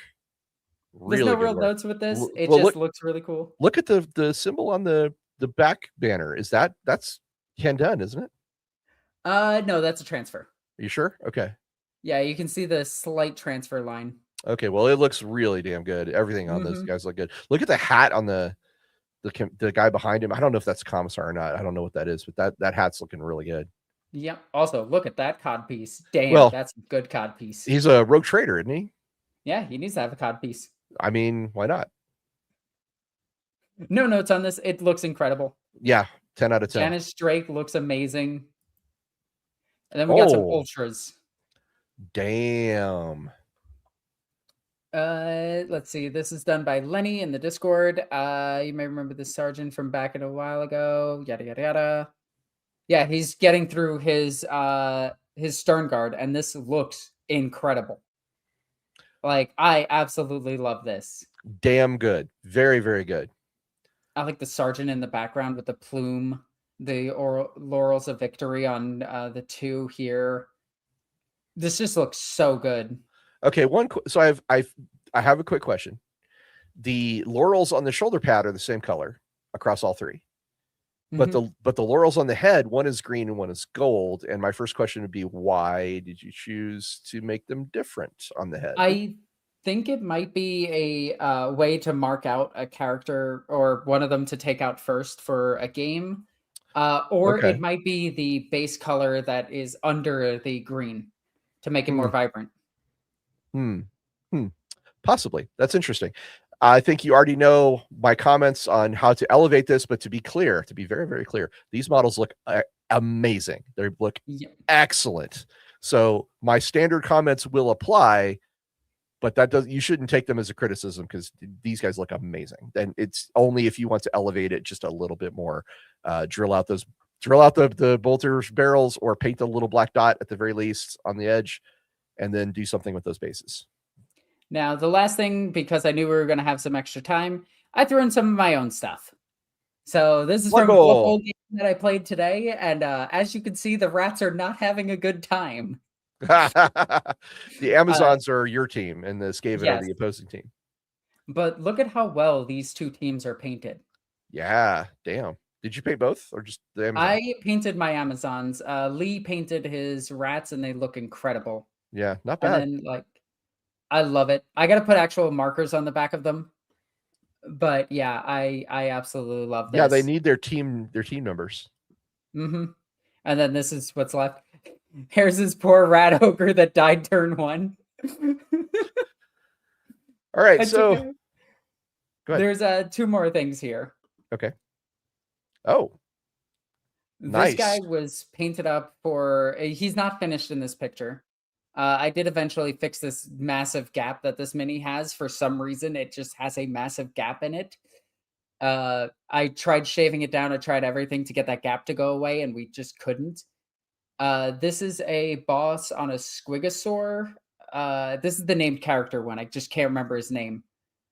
And he's actually a playable character in the new Dawn of War 4 coming out. Yeah, he's one of the 2 orc faction leaders. Yep. And then a conversion that was asked for of a Master Splinter. Nice. So that's this very was nice. This was a joke paint. It's part of the commission that I'm doing for a League of Votann army, where the Leagues of Votann are all TMNT related, Teenage Mutant Ninja Turtles. And yeah, he needed a Master Splinter, so I threw one in. It looks great. So yeah, that is all we have for this week for miniatures. So this would be a good time to talk to you guys about what you would like us to discuss. I'm looking for ideas for what ifs. If you are interested in something that you'd like us to discuss, like a what if this happened instead of that, please put it in the Discord. Hawk, I presume you know where to point us to if these things are already there, but I would like to see more for sure, because we would like to expand our offering. Oh, and a super chat. Ricky Chapman, you didn't show some of the ones in the Discord, he says. Oh, did I not? Oh my God. How dare you? Ricky Chapman. Which ones didn't I show? Can you tag them and I'll make sure we post them for next week. So that way we have some models for next week as well. If that's okay. Ricky Chapman, we will get to them, I promise. Just ping Alexis. Yep. And we'll make sure we get those into the next one. What if the Primarchs weren't lost? Oh, yeah, that's a great one. That's a really good one. I could do a 3-hour episode talking about the Primarchs coming back. All right, well, get started while I write this one down. Would it be them coming back, or would it be them never leaving? Like, are we talking about them never being scattered like the others? I think because then, well, there's like 3 different questions in this one question that I really like. And I love the idea that, okay, so I'm of the idea that Litu is one of the missing Primarchs, but that's just me. That's my own headcanon. I know it's not true. I am fully aware of that. But I love the idea that the Emperor didn't lose one of the Primarchs. He actually just sent it to go and protect Eruita. Because even at the end of Erda's life, he tried to protect her. And I thought that was super cool, considering that he's supposed to be this hating monster guy. And, you know, he's like, nah, I still care for her. So having 2 Primarchs and 2 legions, because they would have their legions, it just around would be a massive start to the Great Crusade. Man. It depends. The fact is we just don't know enough about the 2 lost legions to say whether they would have been helpful or not. Yeah, they could have been diseased like some of the legions. Here's one I think is interesting. What if Horus wasn't corrupted by chaos? There is actually a whole mirror universe that fans have created called the Dornian Heresy. Yep.